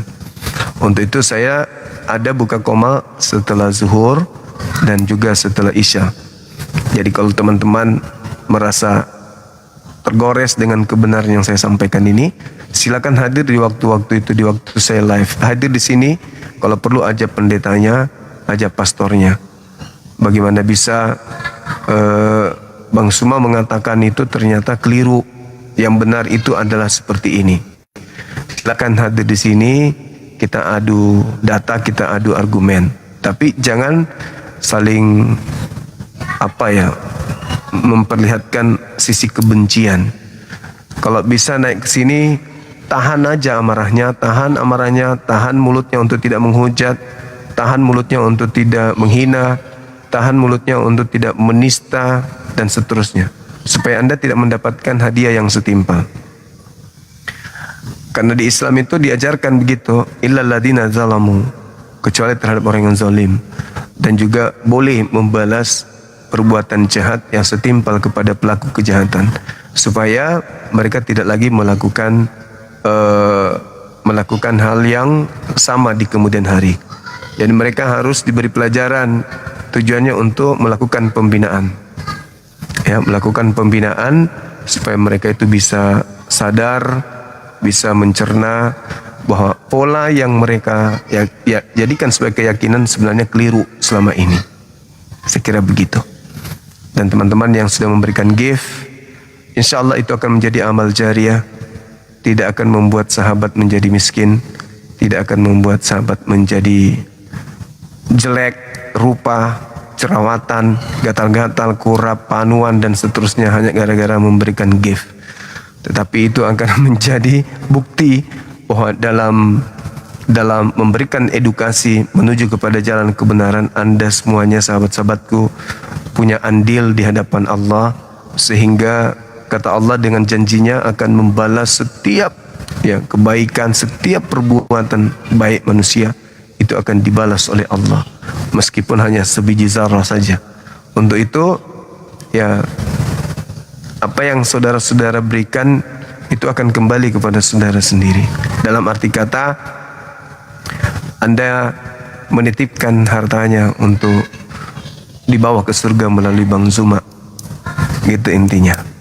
Jadi tidak menjadi sampah saja, melainkan menjadi titipan Anda kepada kami, para apologet ini, untuk kami bawakan menuju jannah. Jadi hartanya tidak dihabiskan di dunia saja, tetapi ada juga yang dibawa ke akhirat. Itulah dia teman-teman. Terima kasih banyak sekali lagi. Oke, kita tutup sampai sini ya. Mudah-mudahan apa yang saya sampaikan sekali lagi bisa bermanfaat, bisa berbekas kepada kita semua, dan merupakan sebuah habit, kebiasaan kita di setiap hari mendengarkan diskusi lintas agama. Sahabat Viza Barakallahu Fik, mudah-mudahan menjadi habit, menjadi kebiasaan. Yang tadinya benci, yang tadinya tidak suka, berubah menjadi suka. Sikit-sikit ingat komalnya Bang Suma, sikit-sikit ingat komalnya Bang Suma. Yang penting kalau nyimak Bang Suma itu jangan menggunakan cadar atau selendang kelambu nenek moyang. Nah, itu bahaya itu. Atau sudah pakai selendang transparan, ada manik-maniknya menggantung-gantung, itu seperti apa ya? Seperti ria, pingin mengatakan kalau dia ini adalah gadis tercantik di India. Dan seakan-akan ria pingin dibilang kalau Anda itu orang kaya raya, sampai cadarnya pun ya terbuat dari emas gitu. Saya gara-gara itu kemarin tahu nggak, sakit sini loh, sakit di ini masih terasa nih, masih sakit terasa gara-gara ketawa dan kejeduk di sini di meja ini. Gara-gara itu udah ketawa, sesak napas, kejeduk batuk jadinya kan ya, sampai ada lucu lah pokoknya, lucu. Ternyata kru saya juga nonton. Karena lawan Bang Suma katanya lawannya Abah itu bercadar dan cadarnya itu kayak kelambunya nenek Mase. Ternyata mereka pun tahu. Kupikir cuman saya yang tahu. Itu bukan saringan tahu, itu kelambu peninggalan kerajaan. Nggak boleh gitu.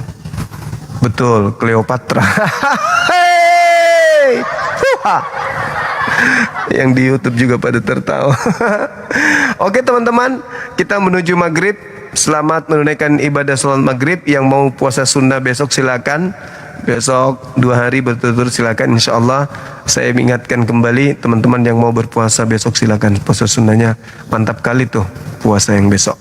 Kita tutup ya. Subhanakallahumma bihamdi, asyhadu an la ilaha illa anta astaghfiruka wa atubu ilaik. Salam tauhid, salam satu Tuhan. Jayalah Islamku, jayalah Indonesiaku. Takbir, Allahu Akbar. Assalamualaikum warahmatullahi wabarakatuh. Ini yang kemarin aku nggak mau baca taping kalian pada saat aku live karena takut aku meledak. Aku tuh orangnya suka meledak kalau ketawa, ada yang lucu.